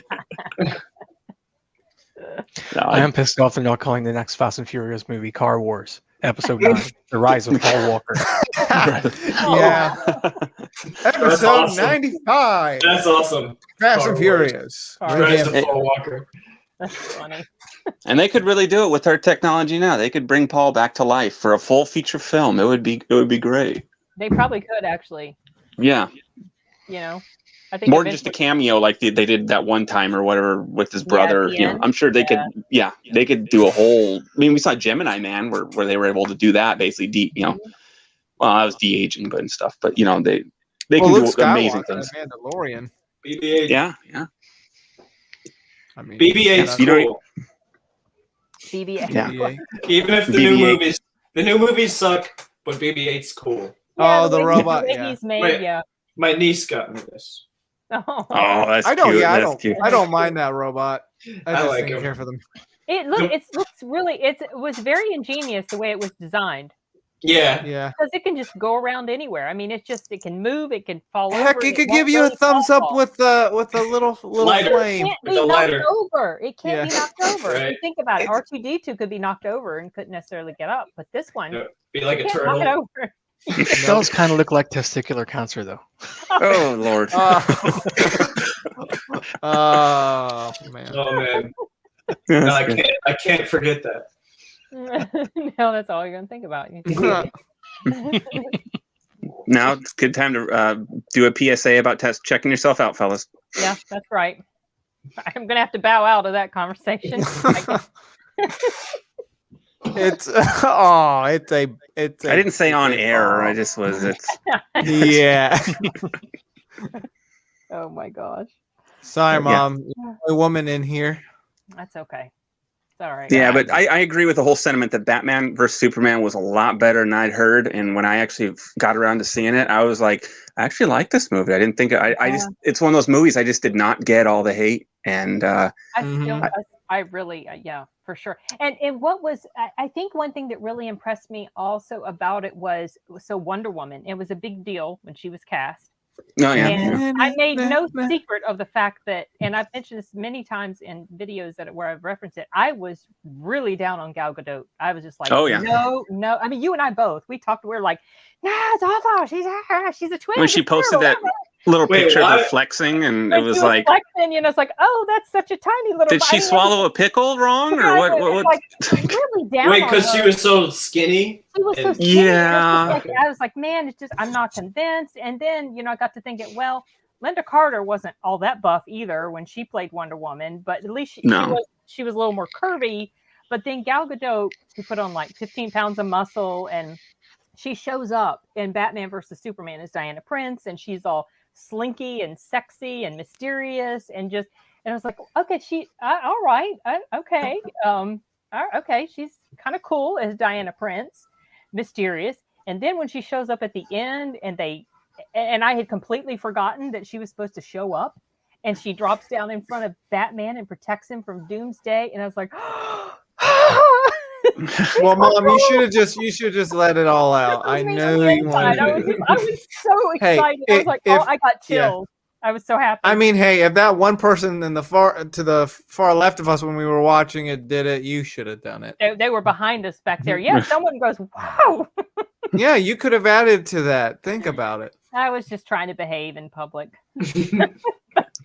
But I that was know me you screaming wanted up. to. Anyway, she completely won me over, and I And the theme no song. hesitation say how wrong I was in that. And then of course, the Wonder Woman movie came out, and I was so happy with that movie because she was one of my childhood heroes. I mean, How about you tell the tales of how you would dress up as Wonder I have Woman? told the tales in my videos before. Let's hear it again, shall we? All right, critical thinker.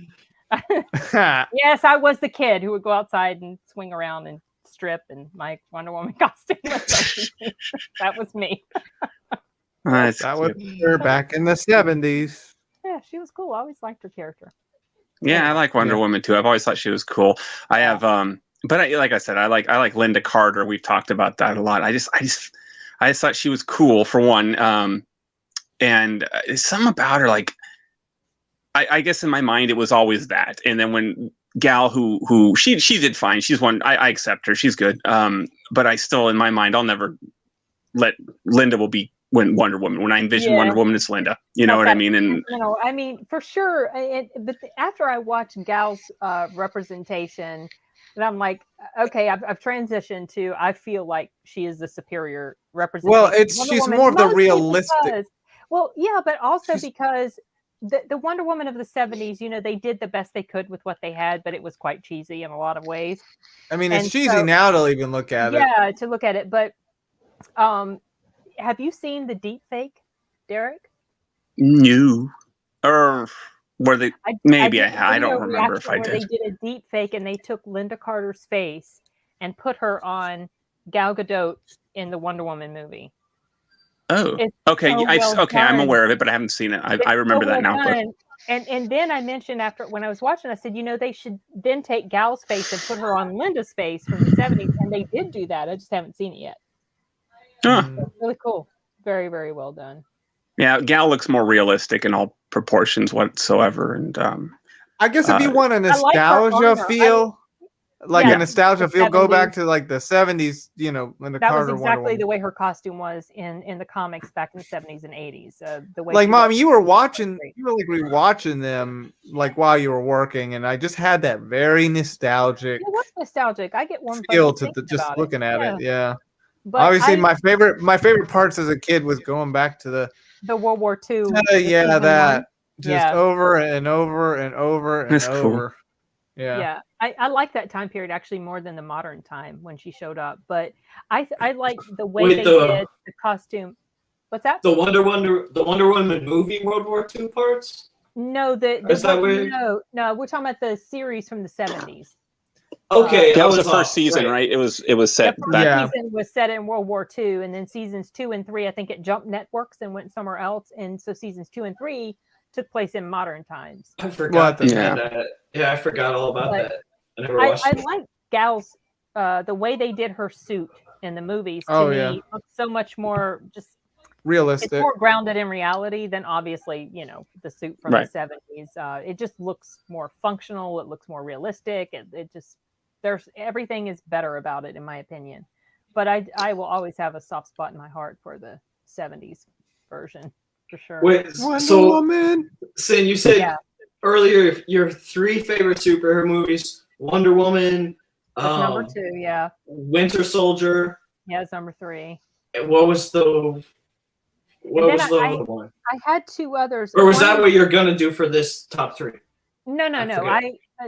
No, my top 3 are the ones that I mentioned in my top 10 video.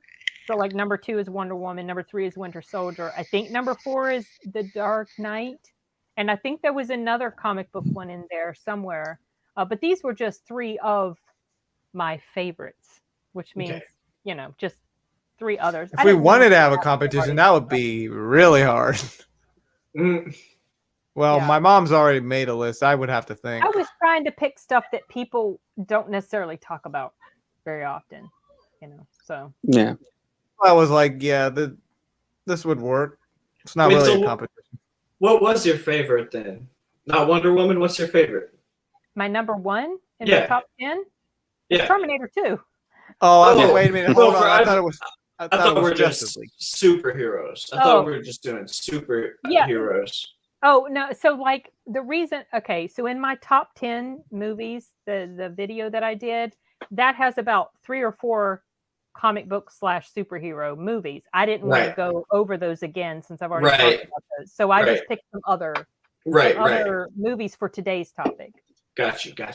So I'm just admitting Wonder Woman Justice League and Winter Soldier and Justice League. Justice League is now, Justice League is now. I think Justice League bumped Warrior. You did Warrior, say. It was Warrior? Wait, Warrior? What's Warrior? Oh, so good. It's Warrior? about these two brothers. When? How old is this movie? It came out in, I think, 2010. 2011. Okay. Okay, 2011. It's got Tom Hardy and Joel Edgerton in it. Wait. And Nick Nolte. Yeah, is that a boxing movie? It's an MMA type thing. Yeah. MMA movie. Okay, that's why I didn't watch it. Yeah. Oh, but is it really good? It's very, very good. It's these Sad. two brothers, and they're estranged. And and they're estranged because their father was an alcoholic, and it basically split the family up. The two brothers got split up, and they never really reconciled. And so then in the movie, they both were into MMA, and the older brother, he's not cage fighting anymore. No, you find out he is fighting on the side to get money because they have a daughter with health issues.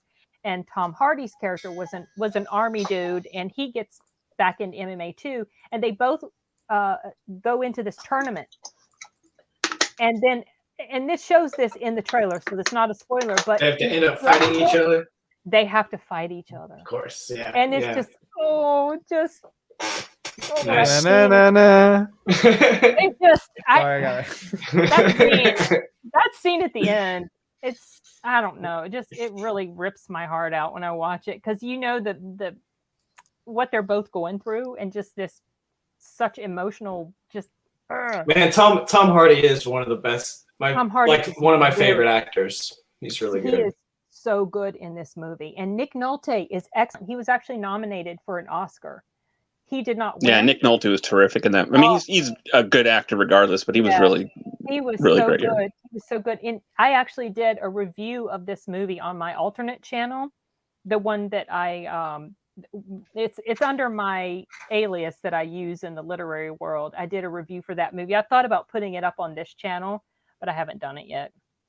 But it's really good. Good film. I need one more cup of coffee. Another cup of coffee.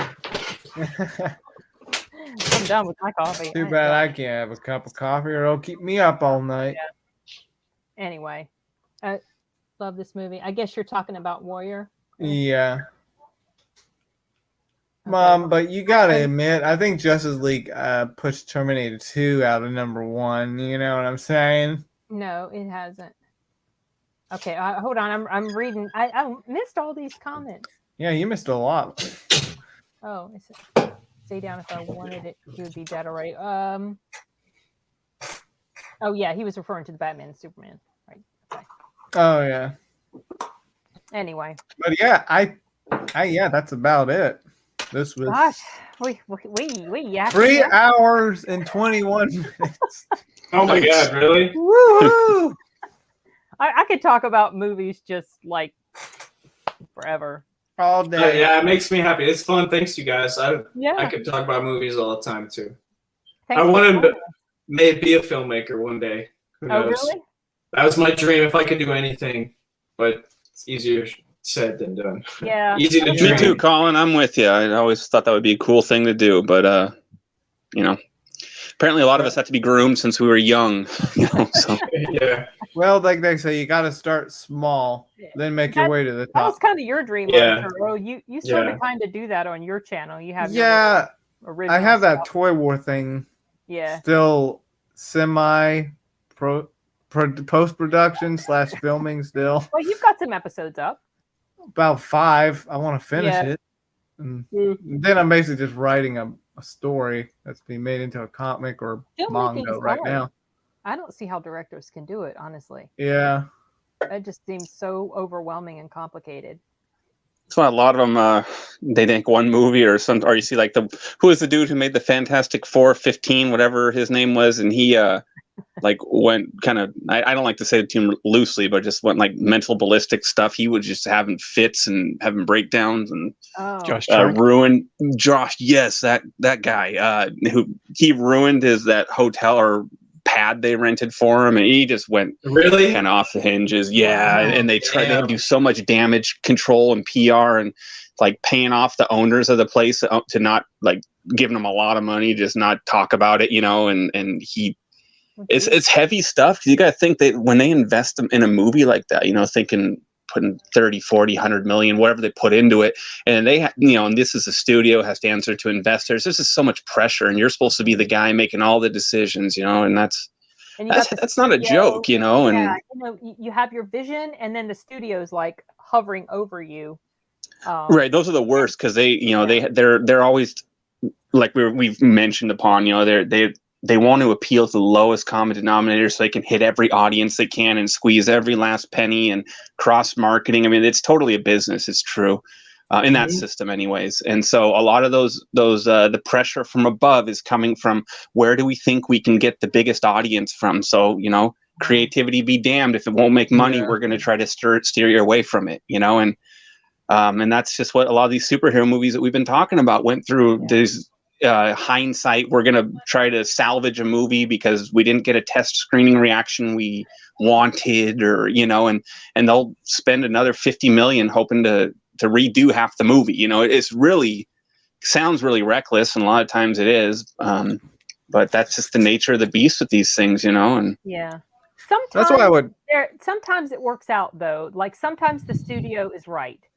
Right. In the 2018 Halloween, it didn't screen well for the test audiences because they had a completely different way that they went at the very end, and so they came back and they redid it. And knowing what I know about what had been planned and what we ended up with, I felt like what we ended up with was better. But then sometimes you've got where they are too heavy-handed and they interfere too much with the director's vision, like what happened with Zack Snyder.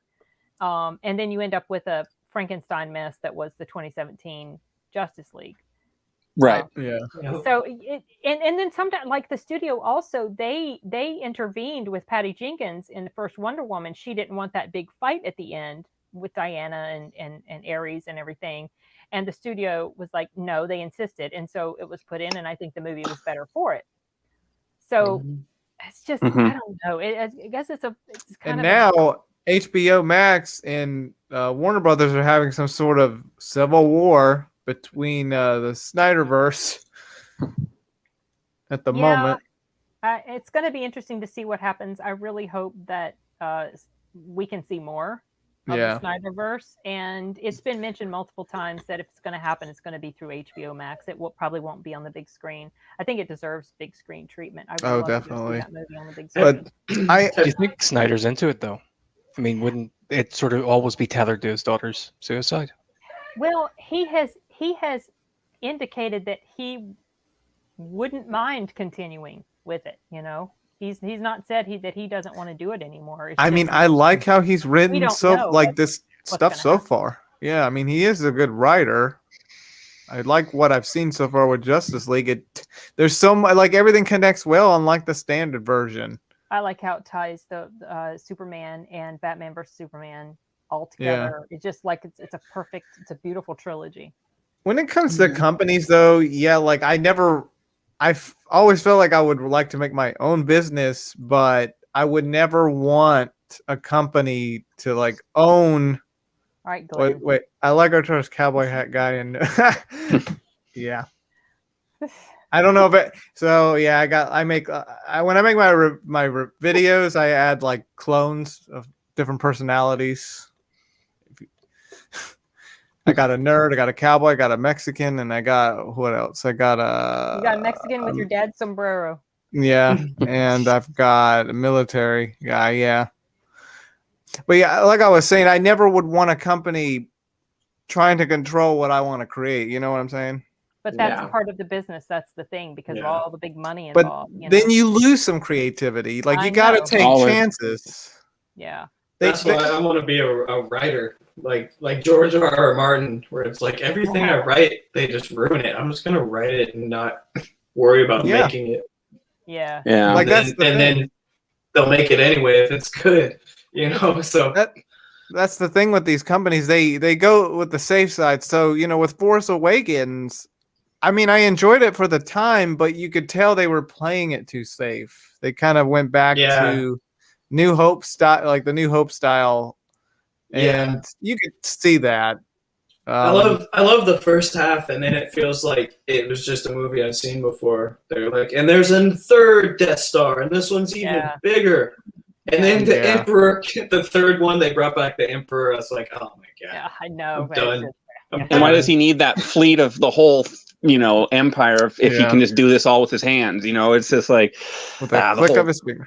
Right. The whole Star Wars thing was a joke, but that's I've always, and maybe an unpopular opinion, but I always feel Disney ruins everything. I do. Yeah.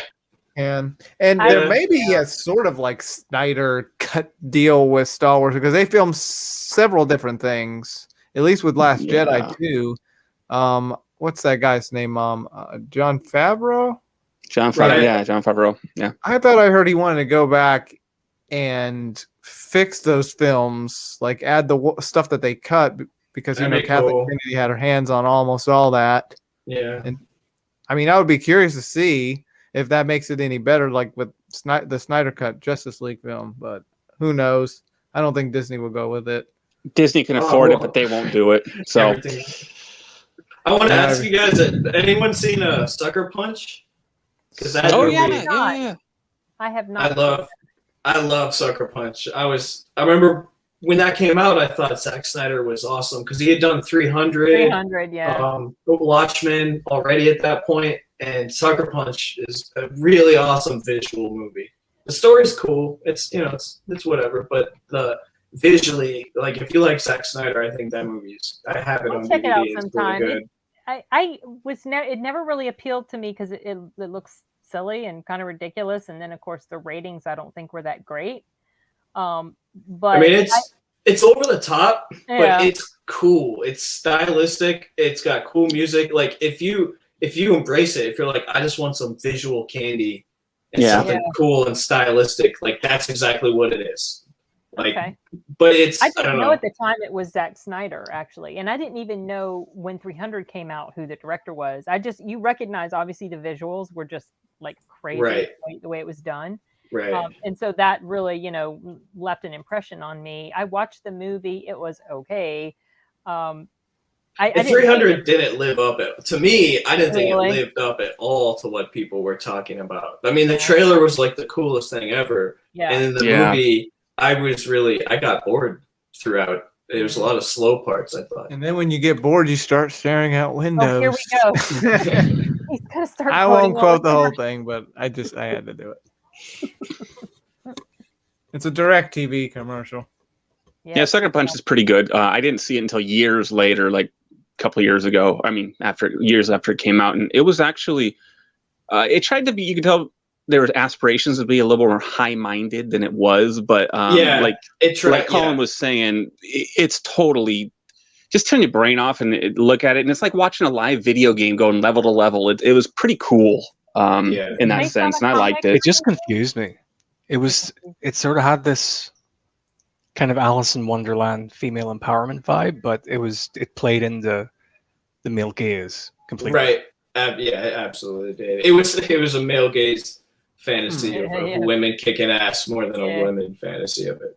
But was it based on a comic book or anything or graphic novel? No, I'm pretty sure it's an original story. Okay. And like you said, it did have some aspirations to be a little more high-minded, but I kind of enjoyed that because it's kind of like you can take it or leave it. But it did actually have some scenes that kind of resonated, like kind of heavily. But for the most part, I was just there for like giant samurais fighting like a girl with like a gun, and it's just it's like it's visually amazing. It really zeppelins and stuff in there, and it outclassed so much other stuff. If you're just looking for visual style, like Zack Snyder is really he does it well. It's very artistic. The cinematography in his movies is beautiful. Yes, that's what I'm getting at. Yeah, it's just fun to look at, Yeah. Cool. I'll check that out sometime by myself. Have you guys seen Super? James Gunn? Oh no, I wanted. Isn't that with Rainn Wilson? It is, yeah. I need to watch that. I never did.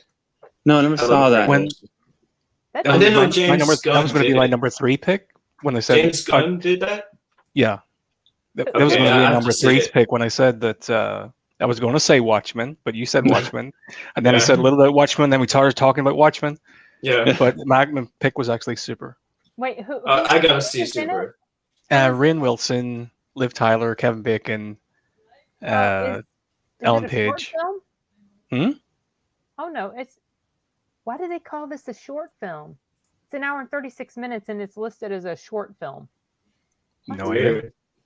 Okay, I see here the You mean the IMDb can be wrong?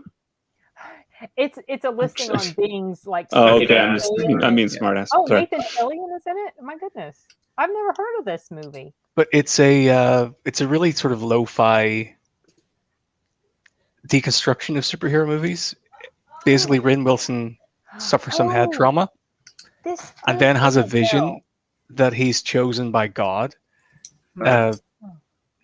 who takes the form of a parody form of the the cable TV Bible Man. You ever seen that?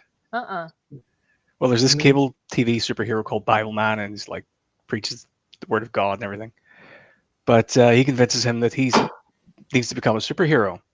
So he makes a suit, calls himself the Crimson Bolt, and runs around with a pipe wrench, beating up bad guys. And his catchphrase is "Shut up, crime." Who directed that? I do gotta watch that. James Gunn directed it. Oh, and his brother. His brother's in all his movies. I have to watch it now.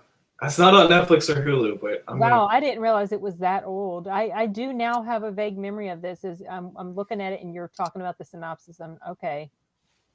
Wow. I think I would get that confused sometimes with Kick-Ass. Yeah, they're two completely. Came out about the same time. Oh, okay. Kick-Ass is awesome. Maybe I love that one. Why I got it confused with Kick-Ass. Well, okay. Well. Yeah, this we had a long talk. This is fun. Yeah, this was fun. It's fun. Yeah. Thanks, guys. Thanks for I enjoyed it. Joining us for this long haul of a live stream. Have all of you done this before? Am I the only first timer on this one? I'm first timer. Colin is the first timer, and oh, cool. Yeah. Cool. Well, congratulations. We made it through. There you go. Yeah. So it's still not as long as the Snyder Cut. No, not almost as long. Well, almost, yeah. But are you guys? Are you doing one tomorrow? I saw on YouTube it says tomorrow there's a. Oh, you're doing a live stream.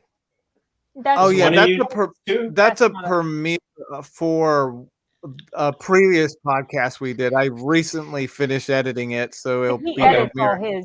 I got like you. when we do live streams or when we get on StreamYard and just do a recording session where we have discussion, he takes it and he edits it all down. So that's what that is. I got you. Okay, cool. So. Well, I look forward to the next one. Yeah, we don't know when it'll be, but we'll let you guys know. Yeah, we're always planning something. I feel like maybe it should be almost like an open discussion again. I want to talk about the Snyder Cut.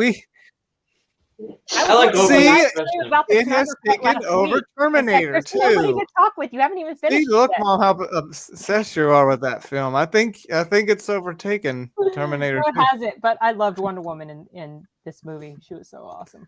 And criticism of the Snyder Cut is there's so much slow motion that it completely takes away from the Flash's parts when he runs at the Speed Force, whatever. Yeah, the slow motion doesn't bother me as much as it bothers other people. I can see a few areas where it's like, okay, he could have trimmed that part down, but the slow motion, I actually like it because sometimes the action scenes are so fast that when he slows it down a bit, it makes you appreciate what's going on a little bit. I mean, me anyway. Oh, look at that flying burrito. What? I'm just saying, like making a point. Oh, you're talking about the hot dog when the Flash? Well, I mean, just in general. He slows something down, you get to see a flying burrito somewhere. I thought he was going to take the hot dog and take a bite. It's like, is he going to take a bite? And he reaches up and grabs it. And I'm like, that was funny. Anyway, yeah. But like I was saying, I wonder if it should be almost like an open discussion because we jump everywhere. This is how conversations go, as you know. And I want to say, too, I started, Sen, you recommended Akame Ga Kill. I started watching that. It's pretty cool. Yeah, that's a pretty good anime. Yeah, I remember comparing it to Game of Thrones. Yeah, that's why I watched it. Yeah, and I'm like halfway through it. It's pretty good. I just don't. I get tired of like every anime show having this kind of like the way they play to the teenage audience of like the fan service. Look at this lady's parts, and I'm like, yeah, okay, I mean, that's I know, Have you but seen Attack on Titan? yeah, I like that a lot. Yeah, I haven't caught up on the new season, but we're watching the new season right now. cool. Pretty Yeah, good. I need to go back to that. Season 1 was awesome. Yeah, season 1 was the best, I think. Yeah, it was a setup for everything. Not all anime does that, though. The anime podcast we did, that's the next one I'm editing, and hopefully I'll get up next month. I try to get these episodes up every single month while I'm busy editing other stuff alongside that. So it does take me a bit. I got my reviews, and then I got those 80 discussions, but the problem is the stupid copyright claims. Yeah, you shouldn't play trailers during those discussions anymore. But that, I know it's stupid. And I already have 2 strikes on my channel right now. I have 1 appeal going through, and depending on what the company wants to do, they may disable my channel, maybe not. Hopefully, yeah, it's frustrating. Yes, we'll see. But that's why I'm kind of going to other. Yeah. Say what? I think they're bringing in a new system. They are.